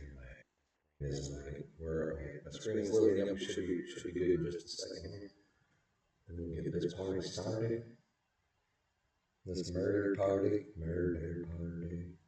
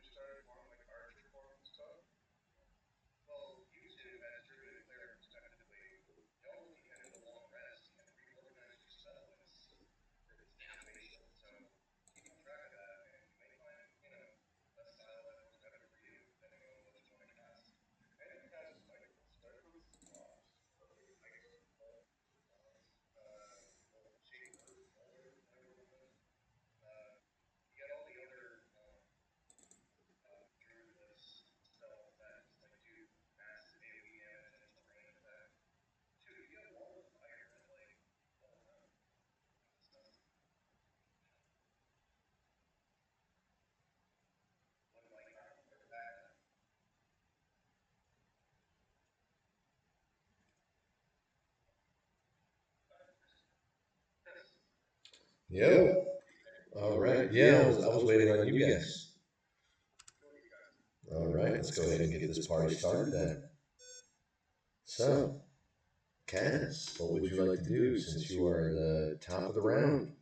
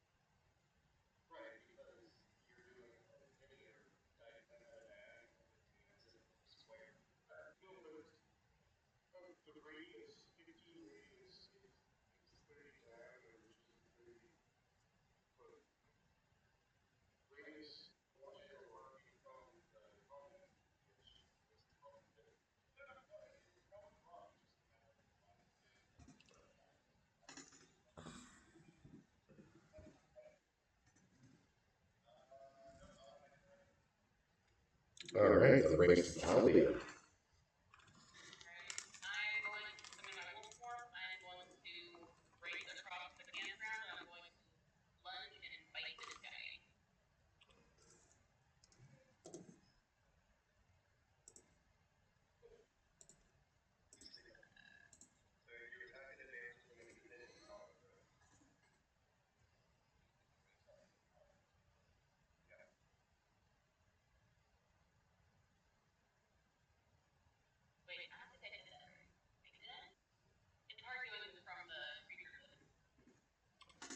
From there, it says the damage of your bite, right? Or is that to hit?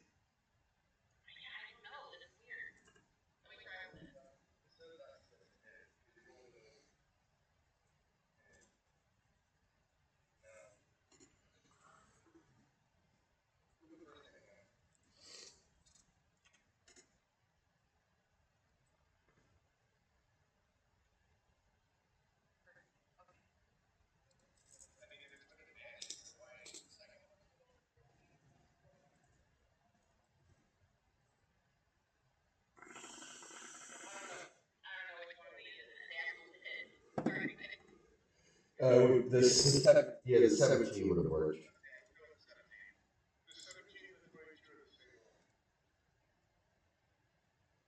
Yes, so that is enough.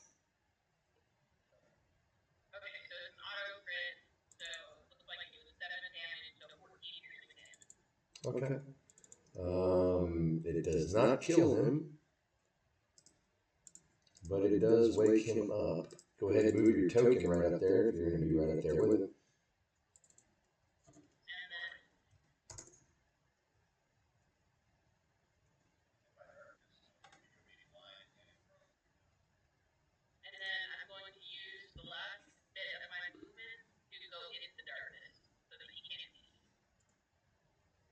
Okay.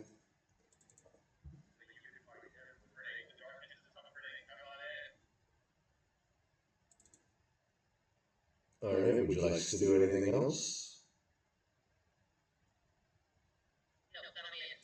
All right. That brings us to Pogteat, who is what? I'm going to say he's right there.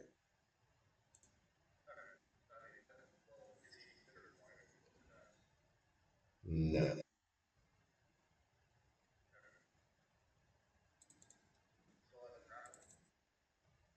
I, so he's going to take 4 points of fire damage.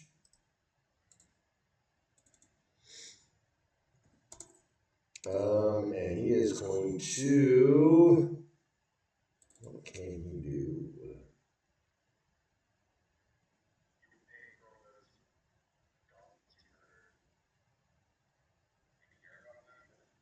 What can I do as being grappled? Where's my...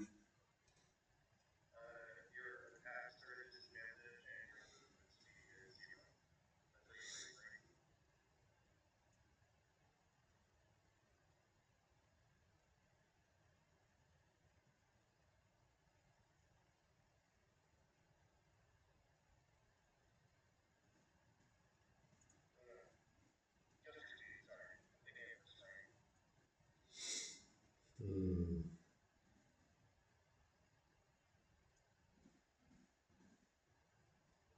Um,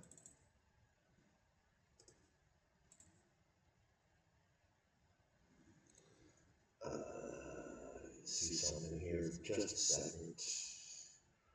Where is the tool that I'm looking for?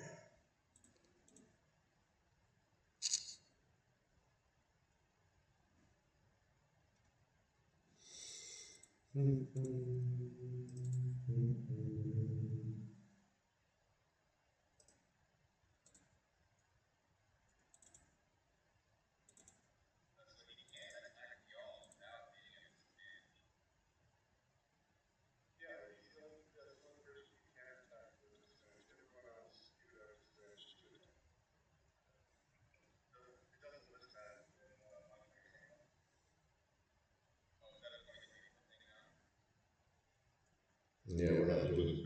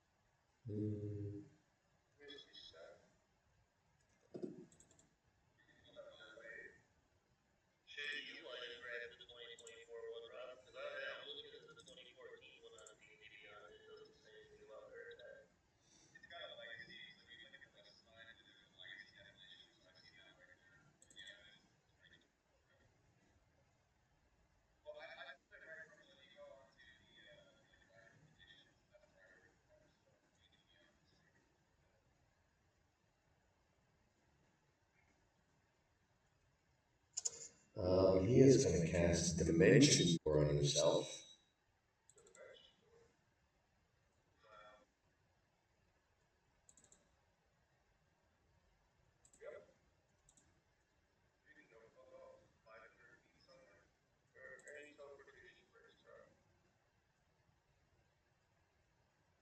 And he will land right.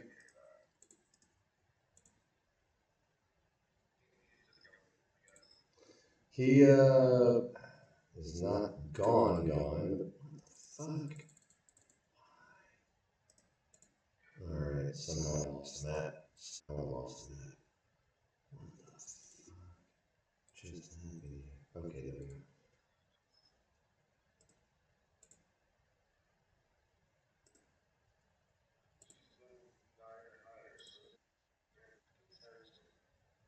Yeah, he moves way over there, way out of range. That was his action. Does he get a bonus action?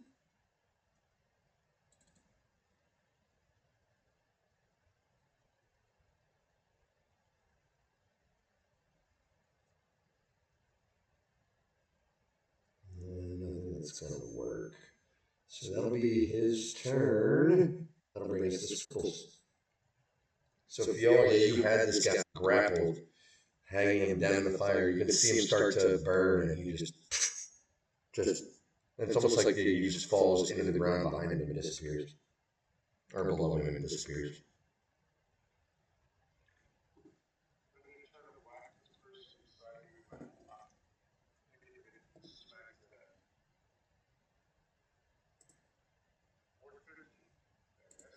Well, 13 is not enough.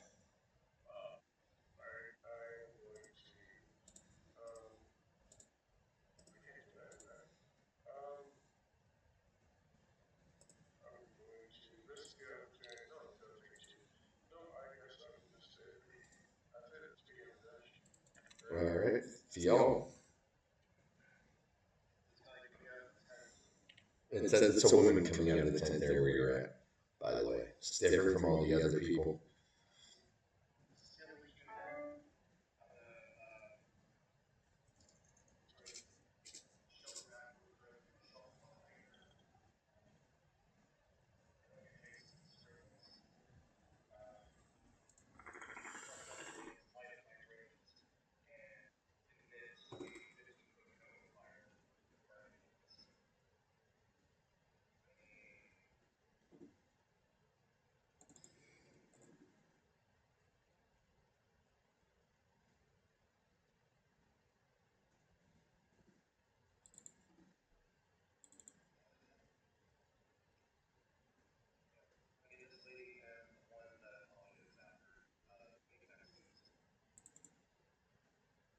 The first got 9. Second got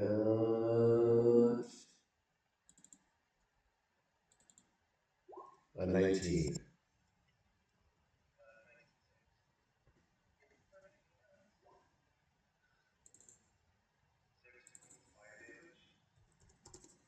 Okay.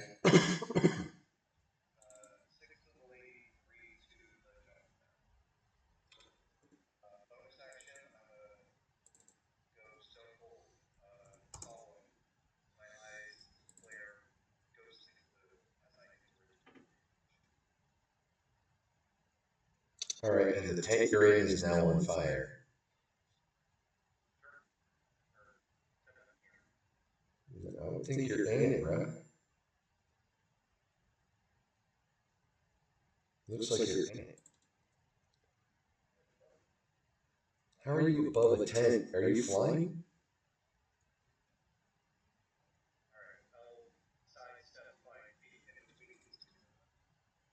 So then Scribbles would have been caught. Or are you moving? Okay, you're moving. Okay.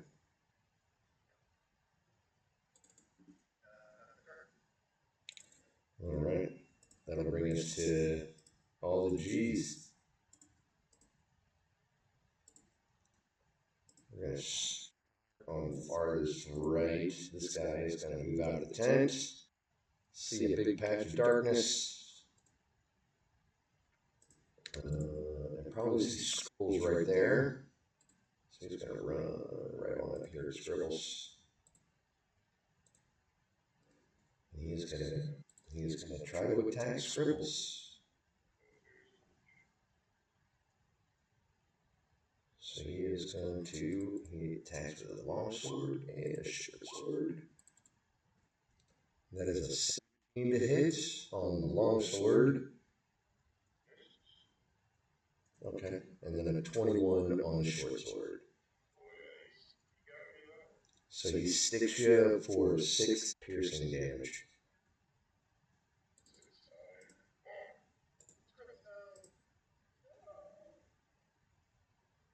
That was that one. I'm just going to go from left to right. So next we'll bring us to this person here, who is also going to, it just came out, obviously it's standing at the entrance of the burning tent, it's going to move. She's going to come out swinging first. Swinging may not be the best word. Is going to Eldritch Blast. Fial.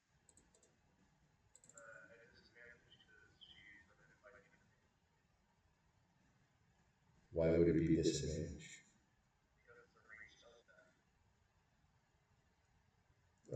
Guess it would be, wouldn't it? Yep, gonna do it anyway. Do it anyway, I already called it. Oh, come on, man. Did it not? What was I here? Apparently I don't know how to push the right buttons. Come on, man. All these pop-ups.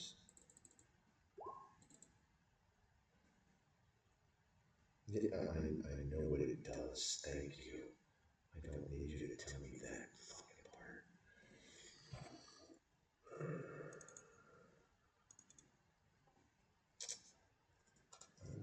Okay. Right button, come on, hit the right fucking button.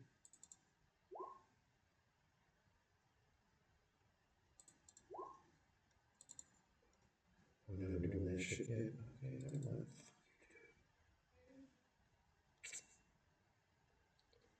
Why is it not?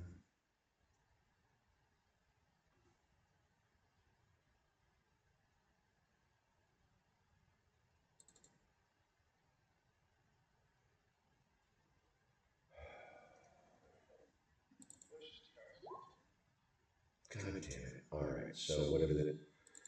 What is this bloody thing? Okay, I'm just gonna do it that way.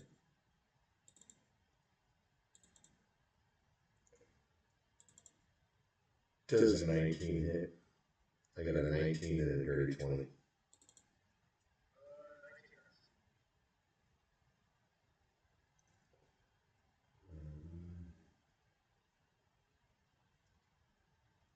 Two beams.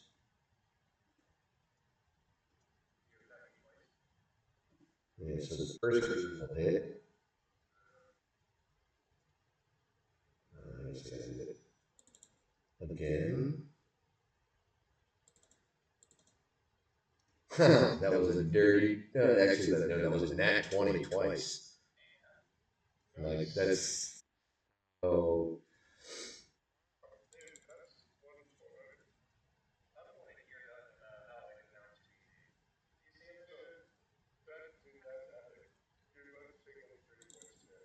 So the first hit is it's what, a D10, 1d10 force damage.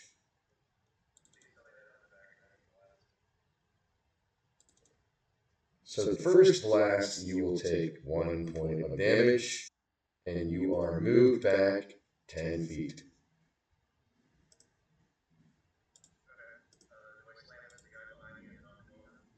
You slam, you hit the tent and roll. I'm gonna say you roll here. Oh come on! What the fuck? You bounce off the tent and roll over that way. And the blast. Whoa! What did we decide on? It was just gonna be max damage. Is that what we decided on? All right, so 8, and you're moved back another 10 feet. Actually, you're just slammed into the wall. You're in a cutout, man. You're slamming into the wall, and I'm going to say, just because you can't move, you're going to take 3 points of bludgeoning damage as you're slammed into those rocks hard.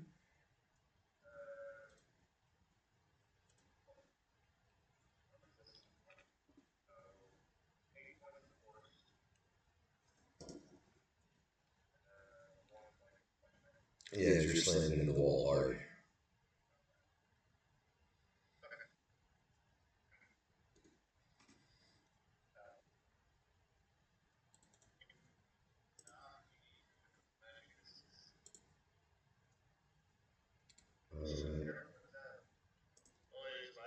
Not yet.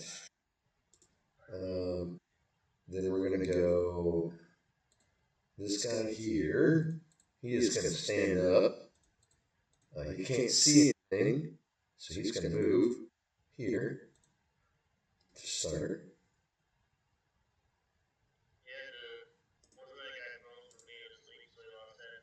Yeah, so he only has half of it. So he's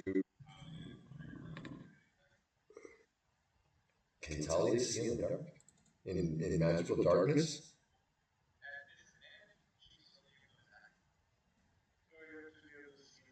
Yeah, if you're unless you can see in magical darkness, I would think that you wouldn't. So that was 15 feet, 20 feet. Um, it's going to move right up here because he's going to see Gloam right there. It's going to be the closest. He's going to try to attack. He gets a long sword and a short sword. Boom, boom. What have I got? What did I get? Oh, that's a 22 on the long sword. That is 11 slashing damage. And on the short sword, it was a 6. Solid. I was saying, you yell at somebody, like, what are you doing? Like, really? Are you, like, naked and, like twerking in front of the guy? Being like, come on, go on, hit me, daddy. Like, what? It's the only way a 6 hits. There's no other way. All right, that was that guy. He moved, he hit. Yeah, we got a bonus action. Going further as we go left to right, would be this guy. He's inside. So if y'all wouldn't see him and he wouldn't see y'all just yet, so he's going to run out the door. See a magical darkness and see Scribbles right there. Sorry, Scribbles. It's coming after you. I shouldn't say sorry. That is a 20 to hit on the long sword.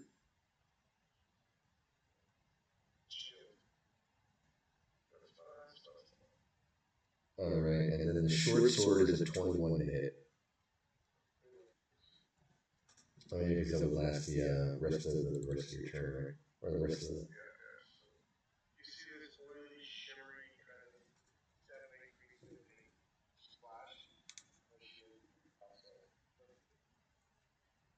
All right, that was that guy's turn. This guy who was in darkness. I guess we'll be the next one in line. Yeah. No, I don't want to shrink. What the fuck was that? Yeah, right. All of a sudden he's like, gravity. Yeah, that's right. Shrinkage, man. It was shrinkage. God damn it. We're all going. This is never going to go anywhere. All right, he is going to move out of the darkness so he can sort of see what's going on. And I would assume he's going to see you, Phil, as he's making his way up there. So he's just going to move right up to you.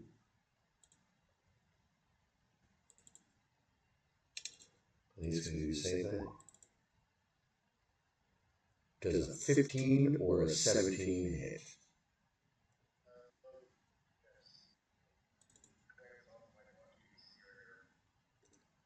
All right, that was that guy.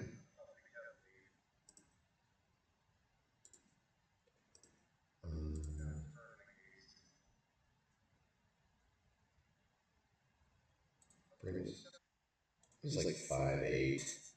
It's a normal human size. We'll say 5'10", 5'10", because I'm short. So 5'8" to me is normal. But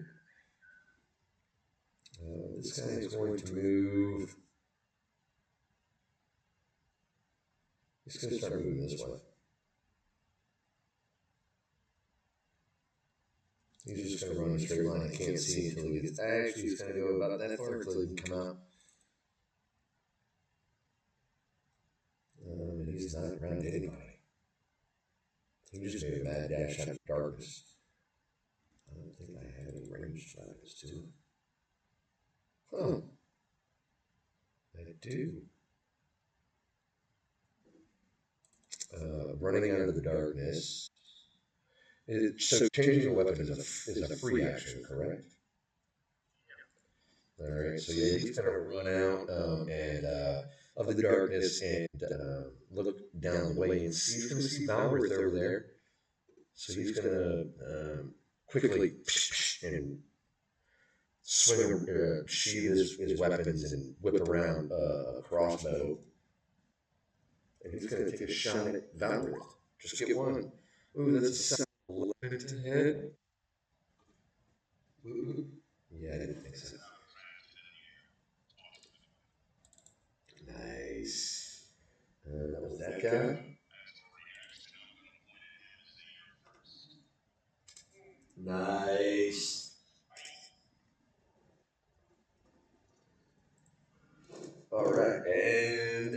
just have one more, right?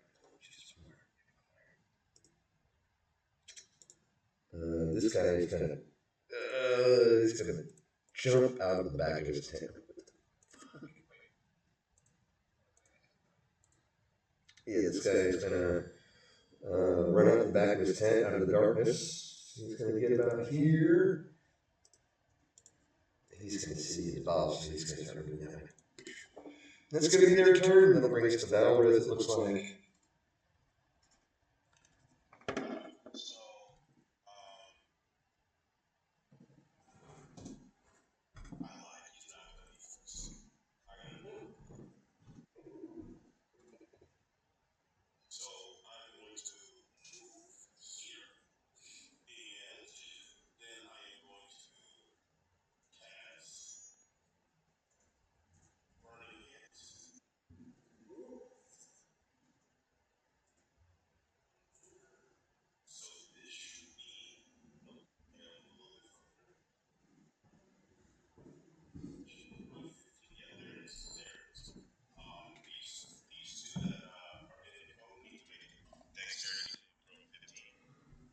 Okay. So that's that one now. Okay, dexterity.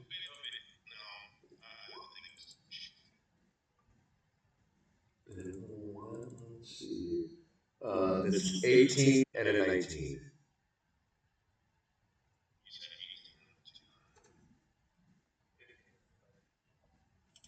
No, I said 18 and a 19.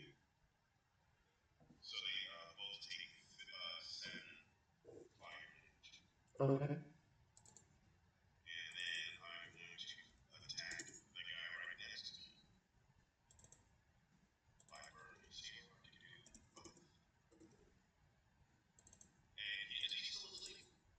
No, you get attacked, you wake up. It's very much like charm. You know what I mean? Like you can make them stand there, but if they take damage, then it's the effect is null and void.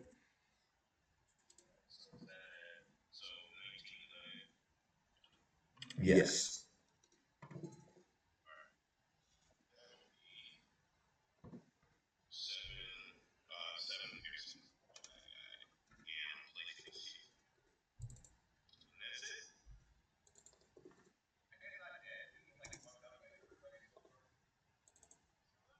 And he is still up. He is hurt, clearly hurt, but he's not down yet. And that will bring us to knock. Knock, knock, knocking on. Anyway, I'm stop.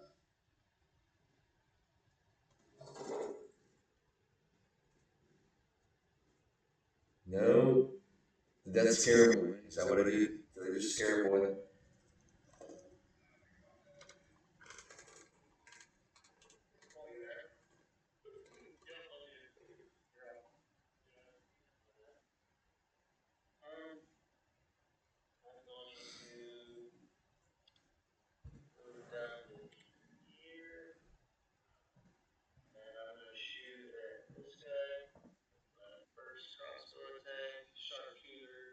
Which guy? Okay, that's what I figured. Yeah, you still got the sleeper thing on the.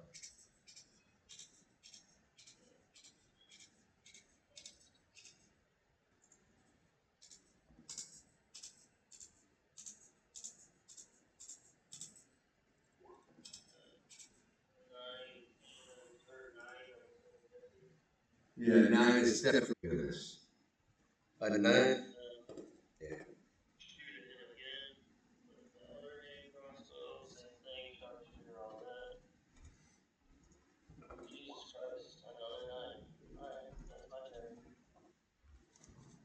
Ooh, the dice is not like you right now.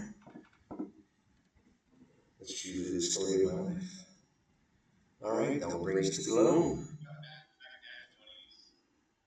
Dude, like I said, dude, most of the time, dude, how many sessions did I roll negative numbers? I don't want to hear it, dude. When I every once in a while, if I get a good one, it's dude, I'm gonna take it.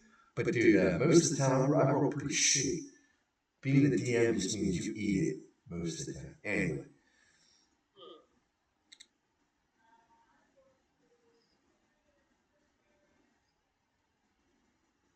Okay. That is not going to be enough. He sidesteps your great axe.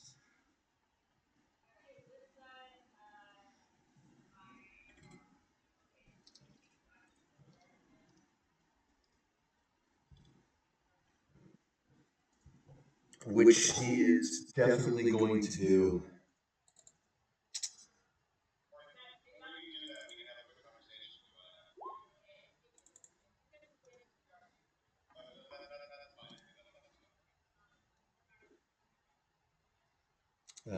That's a 22 to hit. So you'll take 7 slashing damage as you move into the darkness away from this cat. Look at that! I'm hurting you guys. Woohoo! All right. With that being the, would you like to do anything else, Paul? All right. That'll bring us to the bottom of the round, the top of the round. Um, Y'all and Scribbles, since you are both within visual range of that bag over here, notice that it starts moving.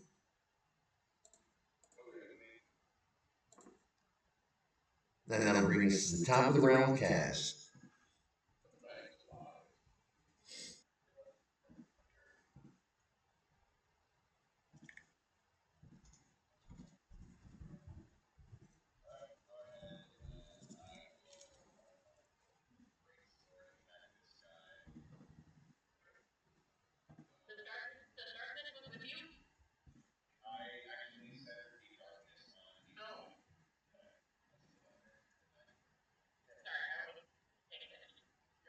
Yeah, I do remember that.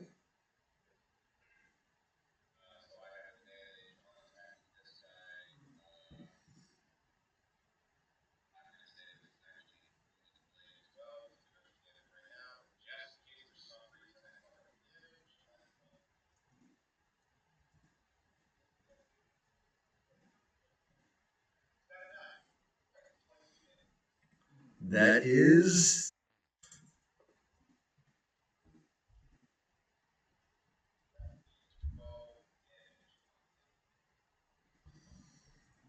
Hmm.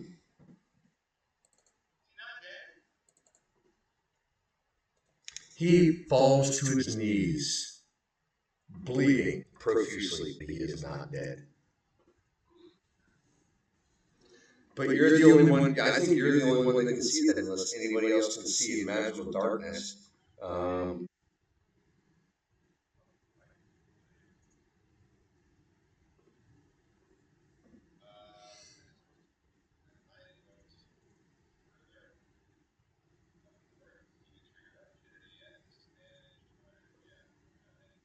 well, he wouldn't be able to see you, so no, that wouldn't happen.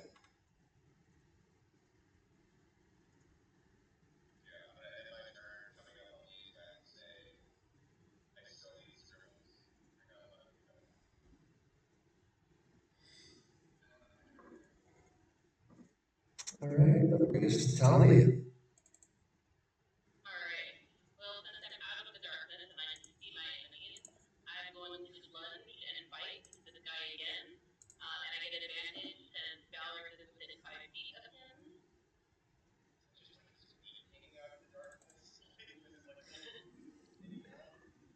His foot is hanging out. Yeah, I guess. I don't even know how that would work.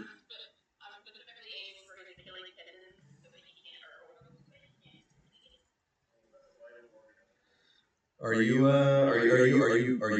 targeting a shot? Is that what you're doing here? Are you calling a shot? Because I do believe it's not a negative if you want to do that. Okay. Yeah, a negative.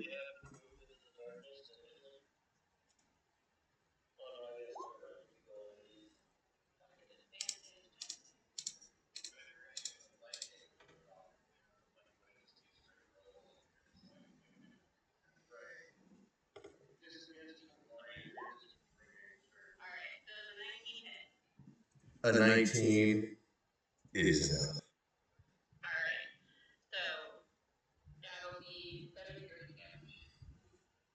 Okay.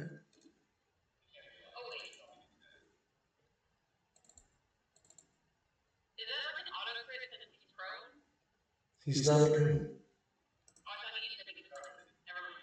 He was prone. He was asleep, and then y'all woke him up, and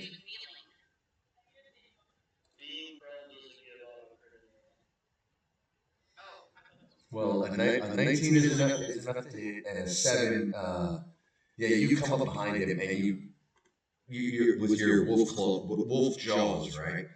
You get around his neck, and you can hear the neck snap and collapse.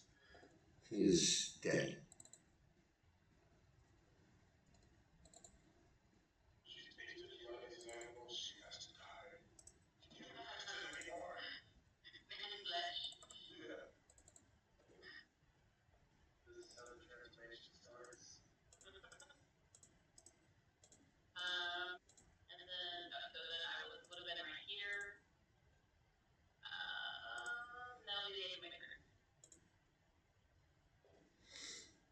All right.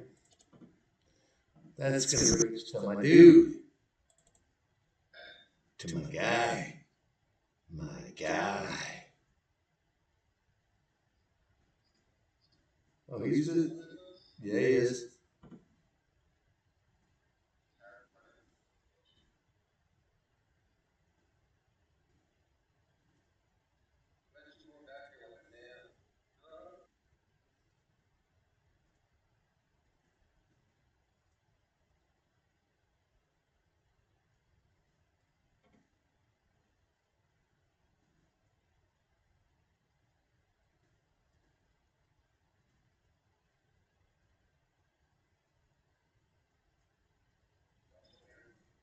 Oh yeah. Just looking here. I'm just looking here.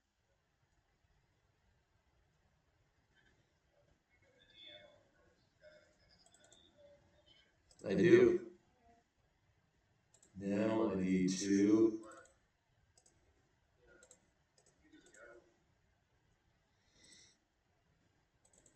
Don't need the camera. Just need a line. Am I within range? Oh, I know I'm within range. Oh, for fuck's sake. Come on, man. Snap your son, bitch. There. Oh, yeah.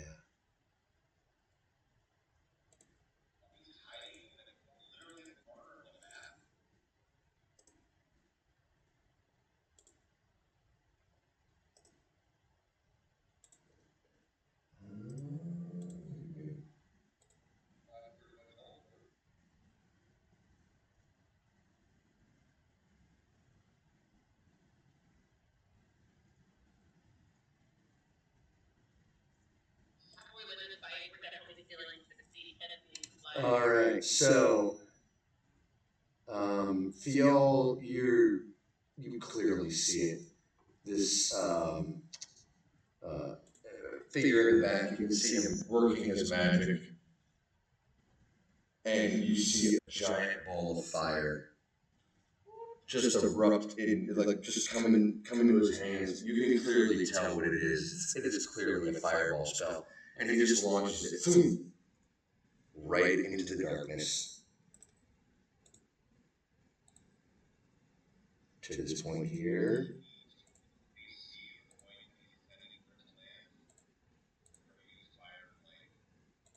Actually, does the spell say a point you get to see?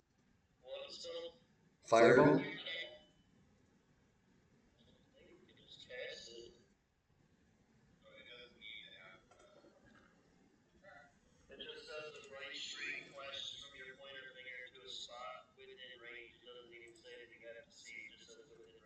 Yeah, so he's going to fire right here.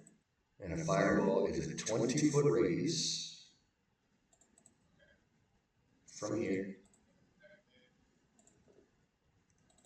Um, my spell save DC is 14.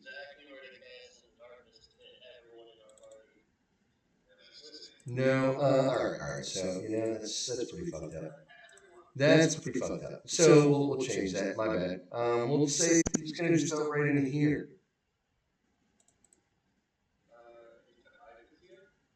Yeah, you can see the fireball going.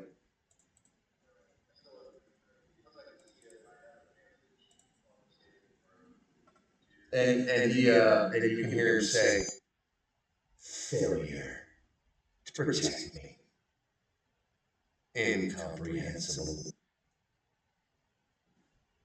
Like he knows he's like nuking his own people as well.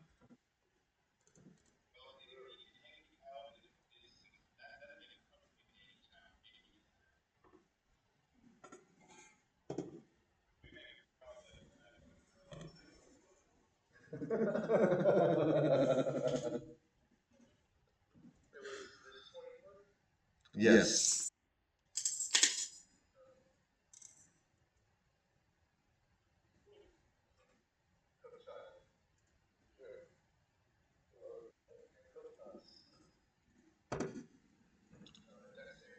Yep. Dex save.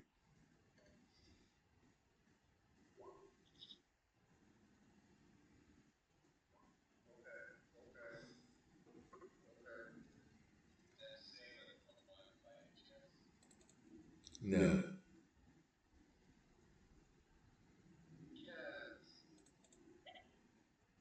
Oh, that was the weakest fireball ever. It is what.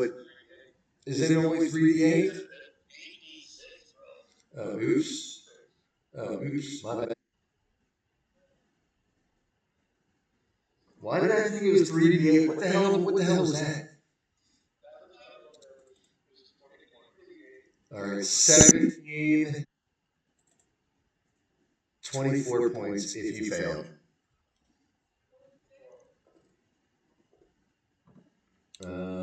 Self DC 14.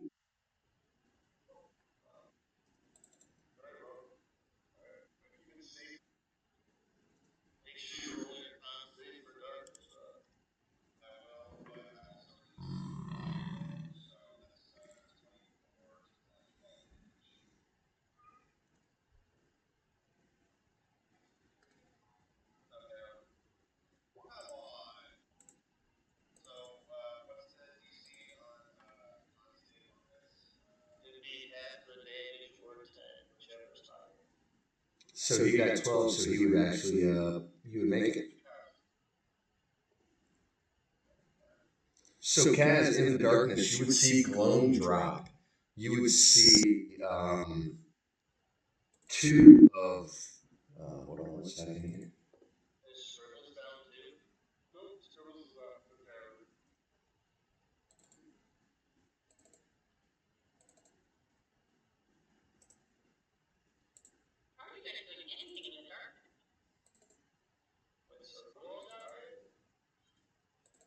These two are down. This woman here is fatally injured. You would see glow drop.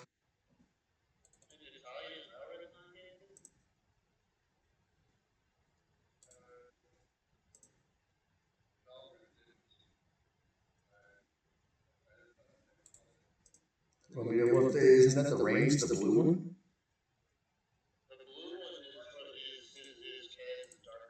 Oh, and the green is the green and the green is the explosion. So yeah, they would both be hit.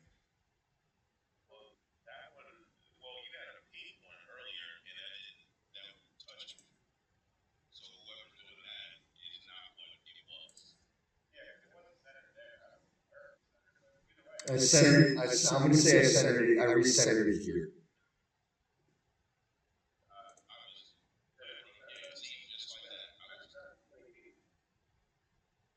The green just got to be. I mean, you can't sync it up.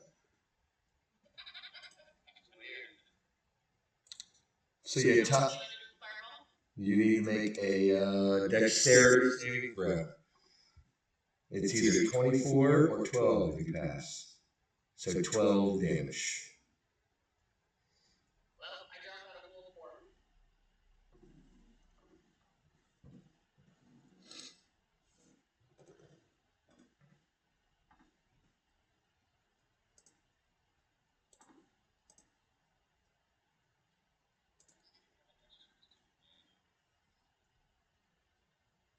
All right, that would be, and he's going to turn and move off Matt. He's going to continue on his merry way. And that'll bring us to schools. Yeah, let's see what y'all do now. I done walked up and hit you like that one scene in Robin Hood Men in Tights. He's like, I challenge you to a duel. He smacks him with a leather glove. The dude picks up a like metal gauntlet and fucking smacks you across the face. Yeah, that's what I just did right there.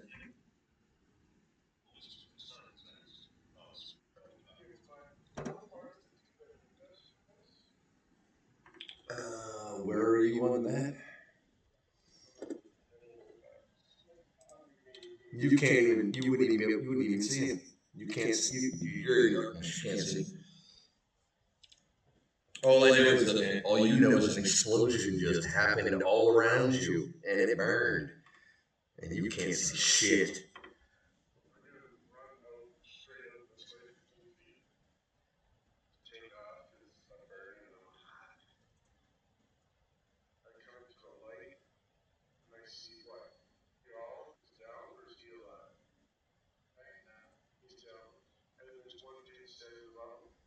Yeah, one dude standing above it who looks very, very, very hurt.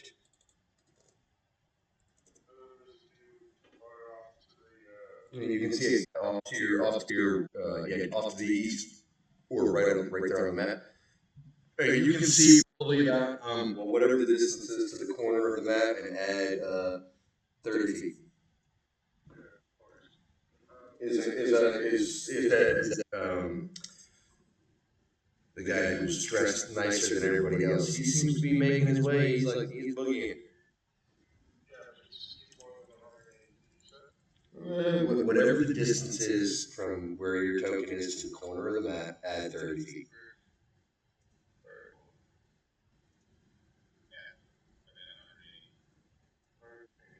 Yeah, he's like seven. We'll say 75 feet away.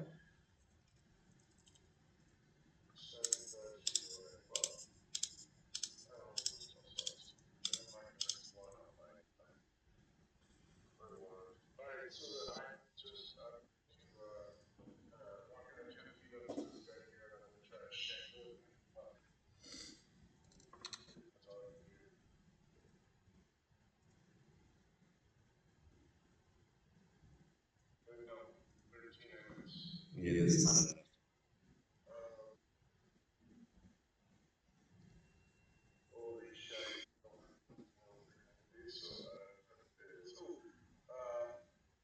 Y'all want to combat? Okay.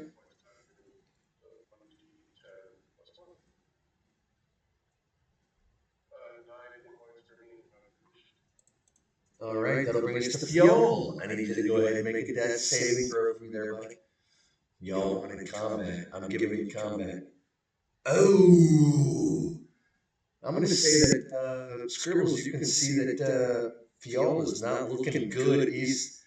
I'm bleeding, falling apart, something, like decomposition. He's not looking. He's not looking good at all.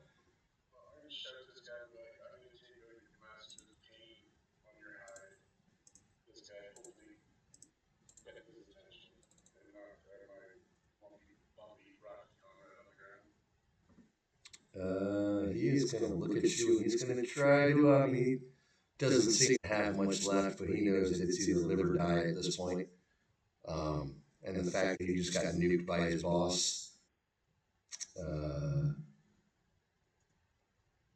hmm.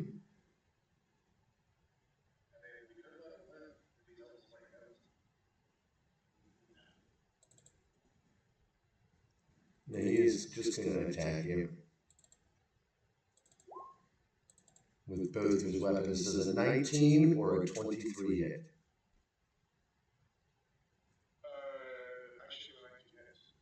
So you will take.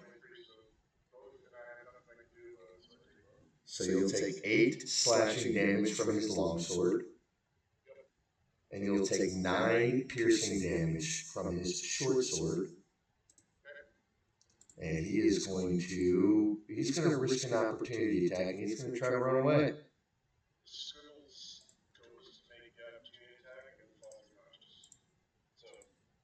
Yeah, he's boogieing.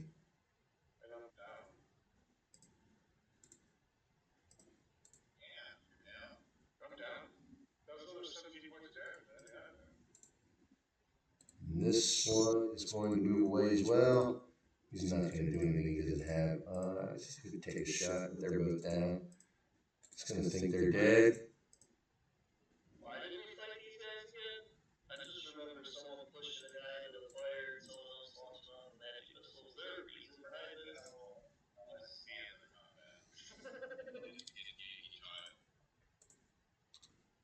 There was also the name Pati. There.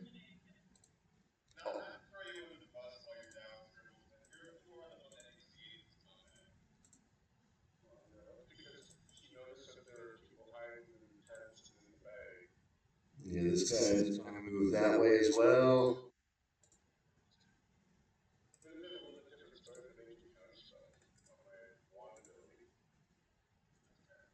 Or shield.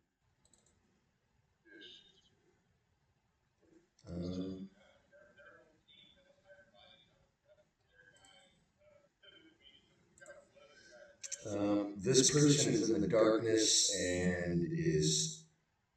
Um,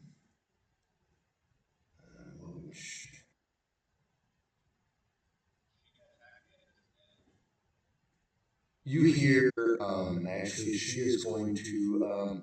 It's darkness. She's still on the edge of a burning tent. You hear, I surrender, I surrender, I surrender, I give up, I give up, I give up, I give up. And she, Kaz, you'd be the only one to see it. She, you can see that she, the weapons she has, she unsheathes them and sets them on the ground and puts her hands out on the ground, um, clearly trying to, definitely in a submissive form. You know what I mean? I guess submissive wouldn't be the right word, but you can definitely tell she's giving up. She's not reaching for her weapons and putting them in her hands where clearly they're not within reach, even in this darkness, considering you can see in the darkness. And that will be, I think that was the last of them.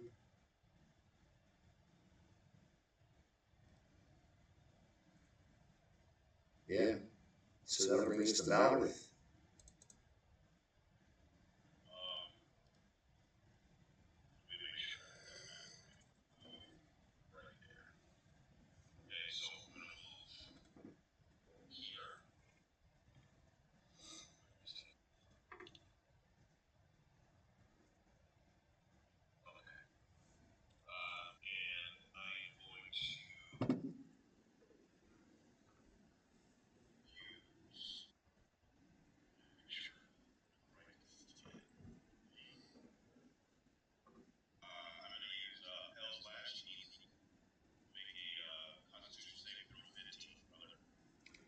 Can't save a 50.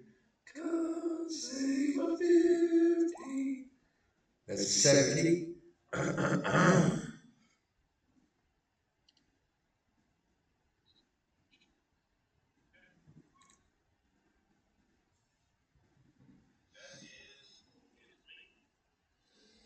All right. That will bring us to knock.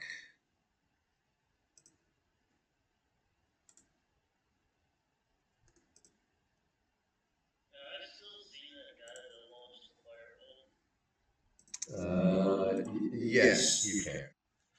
I mean, he's if you go to the top right corner of the map, whatever that distance is, just add 30 feet to that.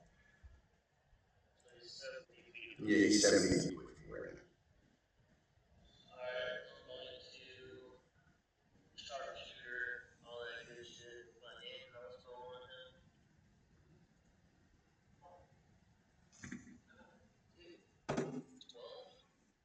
that is actually what is his armor class? I don't think it's.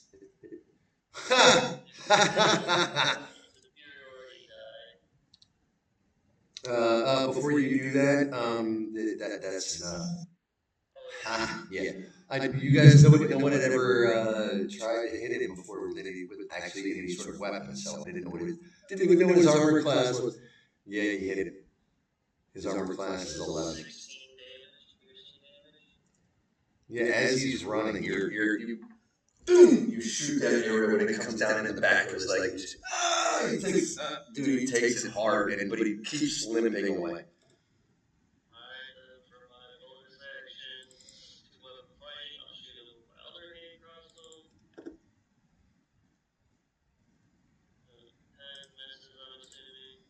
Yes. Yes.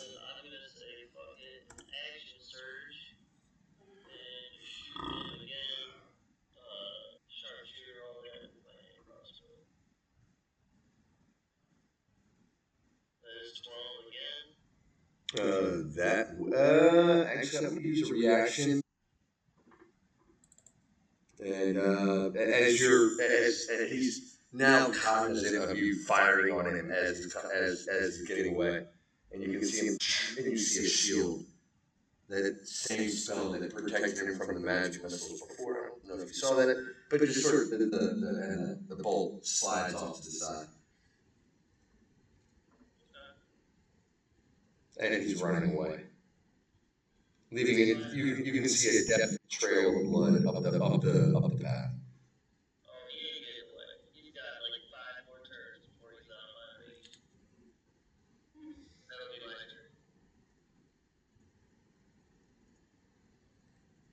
All right, that'll bring us to clone. I do believe I need you to make a death save. Clone, you're down, right?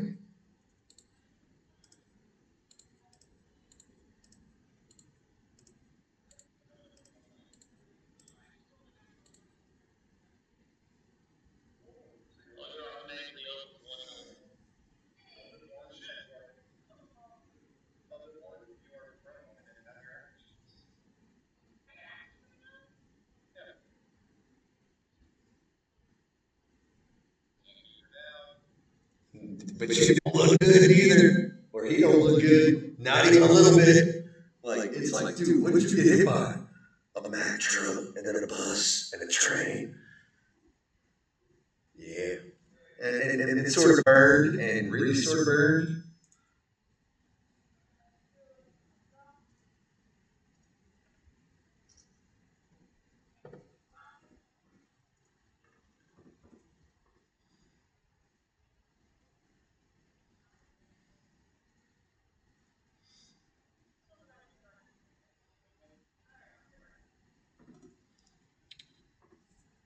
All right. Top of the round, we're gonna go to Cass.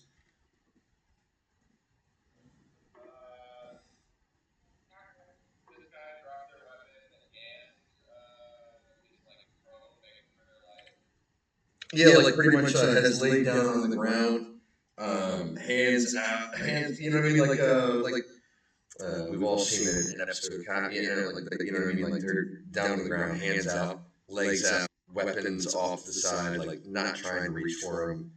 Um, Clearly having given up.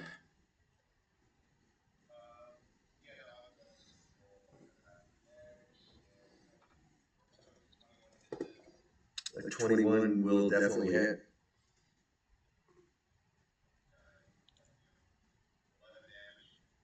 Yeah, you bring the sword down in the center. Dead.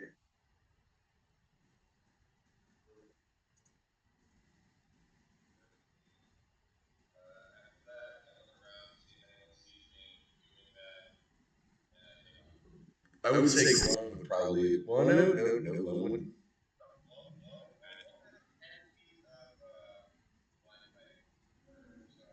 would probably heard and know what happened. Wouldn't be able to see it, be able to sense it. I guess maybe. Would that be the right way to put it? Maybe.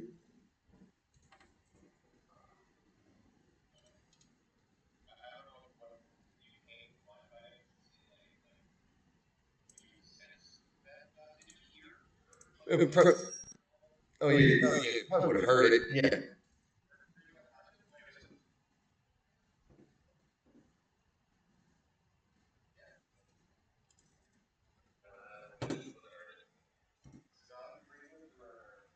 Wow.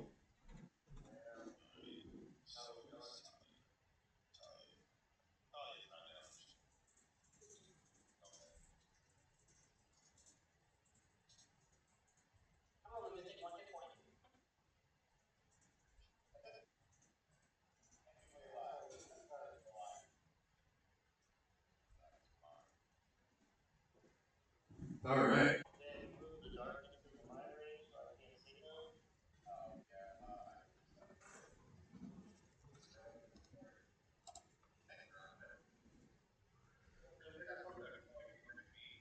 All right. So, Kaz.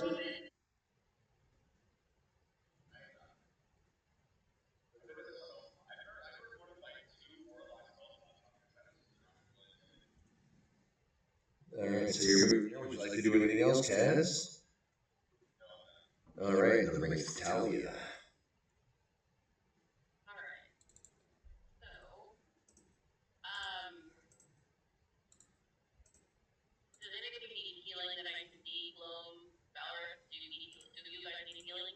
Yeah, well, Gloom's got 5 hit points. He's probably looking fucked up. I don't know about Albereth. I think Gloom is male, but I'm just referring. Yeah. I thought I thought Gloom was male. Oh, my bad. My bad. I've gone through this whole game and thought Gloom was male. Jesus Christ.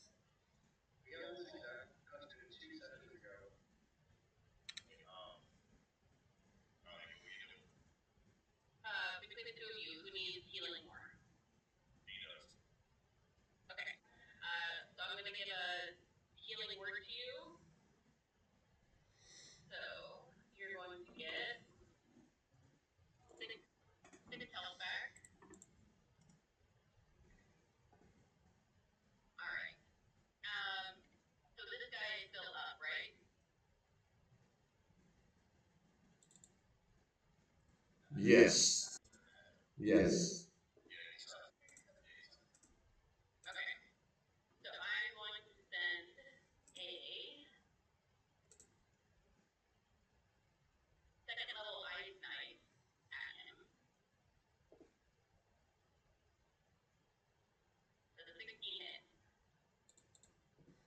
A 16 is not enough.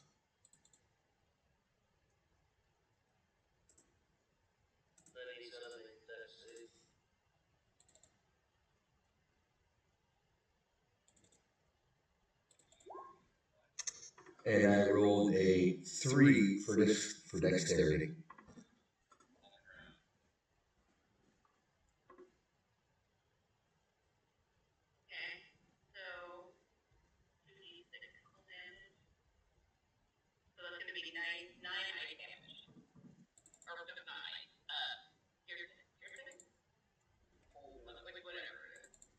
Yeah, this guy falls to the ground dead.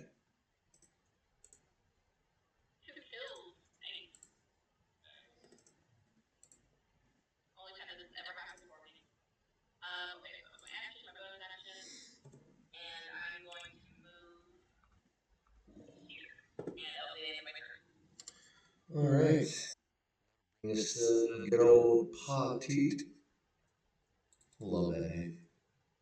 Don't know why, but I love that name.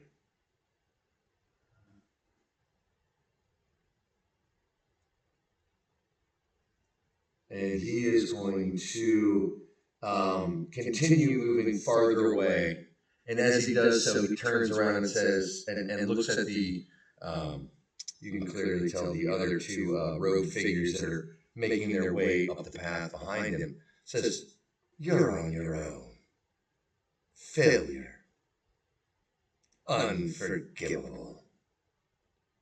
And turns around and steps and disappears, and you can see him reappear hundreds and hundreds of feet away as he uses another dimension door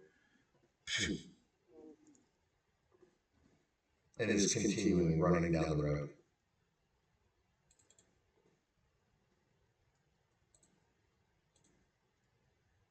That'll be his turn. That'll bring us to Scribbles.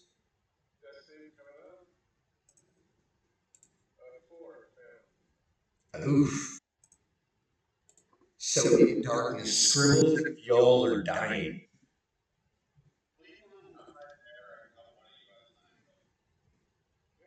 All right, that'll bring us to Fjall. All right. So one fail, one success. This person is now dead. Boom. Do I have any others? Oh, I have two. Yeah, there's two. Both these guys are going to try to just run. They're just going to move. Run, Forrest, run. 30 feet and 30 feet. It's going to do what they do. That's their turn. Bring us to Valbrith. Oh, shit. There we go.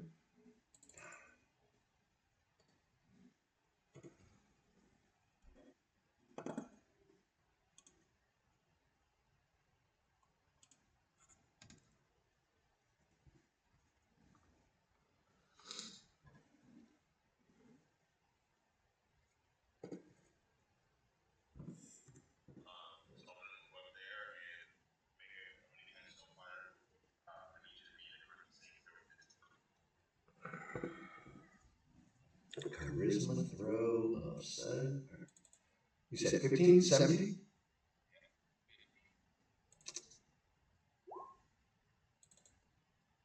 Yeah, it's solid 5.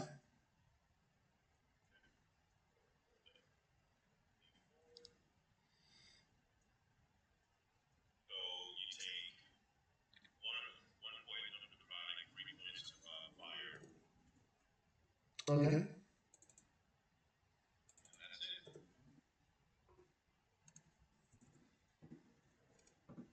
All right, that'll bring us to Knock's turn. You can see definitely see it affects him, but they're hauling ass. They're moving. Knock.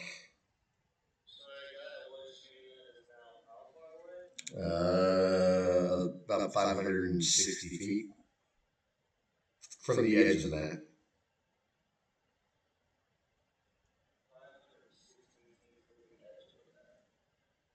Yeah, because I'm going to say that he was what I say, 30 feet from the edge of the map, and then he moved another 30 feet and used Dimension Door, which will take him up to 500 feet. So he moved. So it would be 560 feet.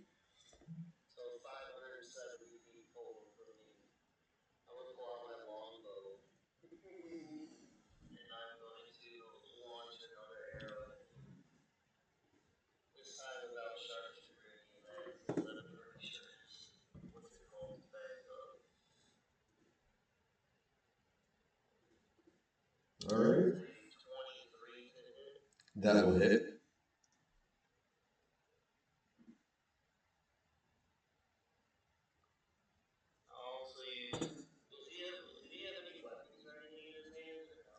He did not appear to know.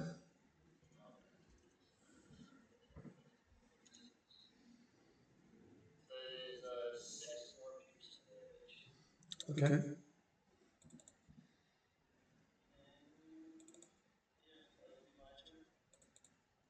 Wow, really? You just sniped the dude from 600 bucks. Really? I can't even get 500 feet away from you, you fuck. What the fuck is wrong? Come on, man. What the fuck? He is still alive. He is not dead. But you can see that arrow comes down and hits him.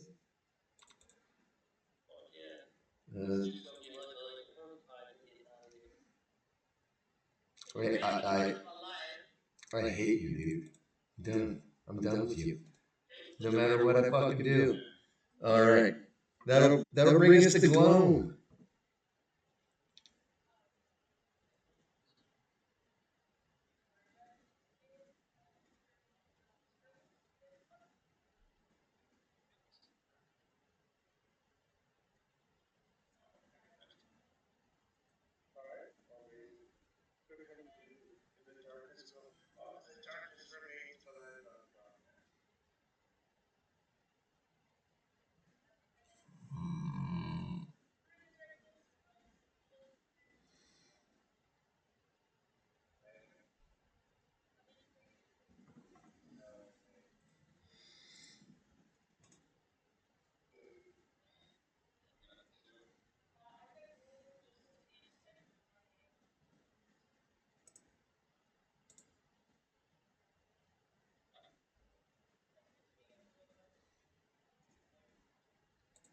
All right.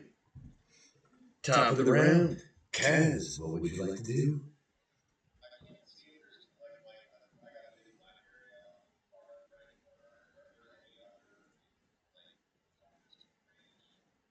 No, well, I mean, well, the two cultists are 30 feet off the map, heading in the. If you were to take that top right hand corner, just imagine them going pretty much straight in that direction, up the path,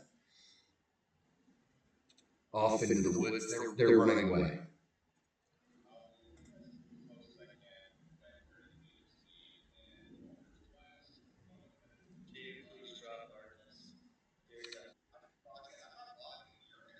Yeah, now he is. Yep, you are now. You are. Yep, yeah. You're running around, just causing all sorts of mayhem on the map, dude.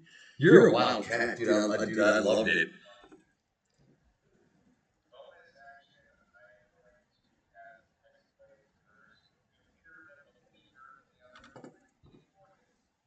The one closest to the hasn't run away as far.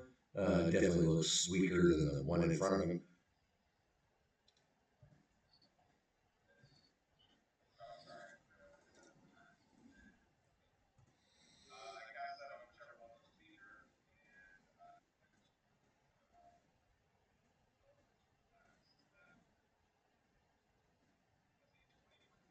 With 21 will hit.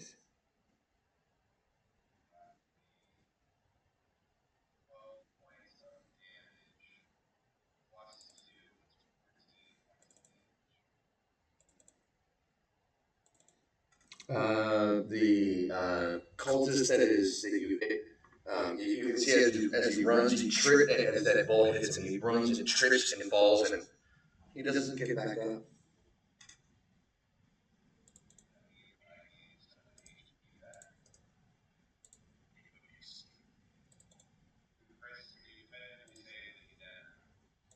I mean, from that distance, it looks like he's dead.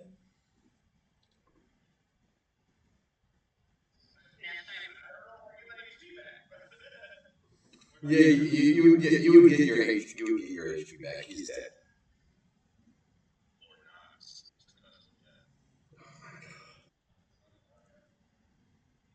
Damn.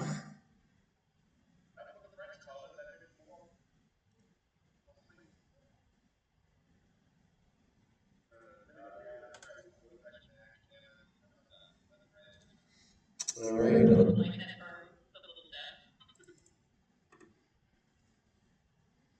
All right. Talia.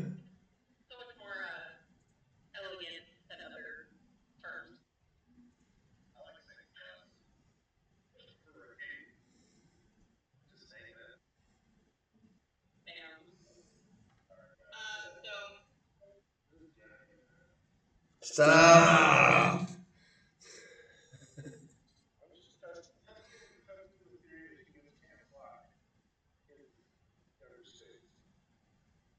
Oh my god.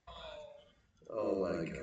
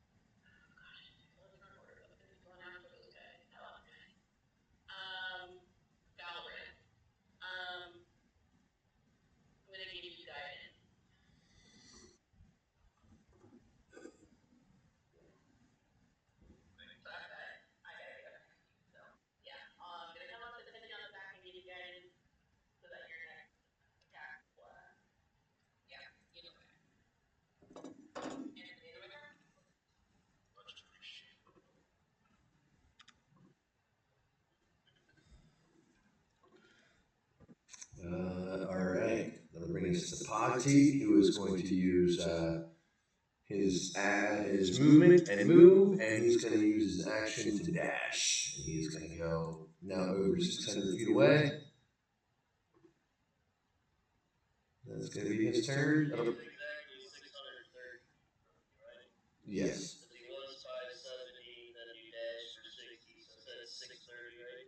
Yeah, plus, yeah. And that'll bring us to Scribbles.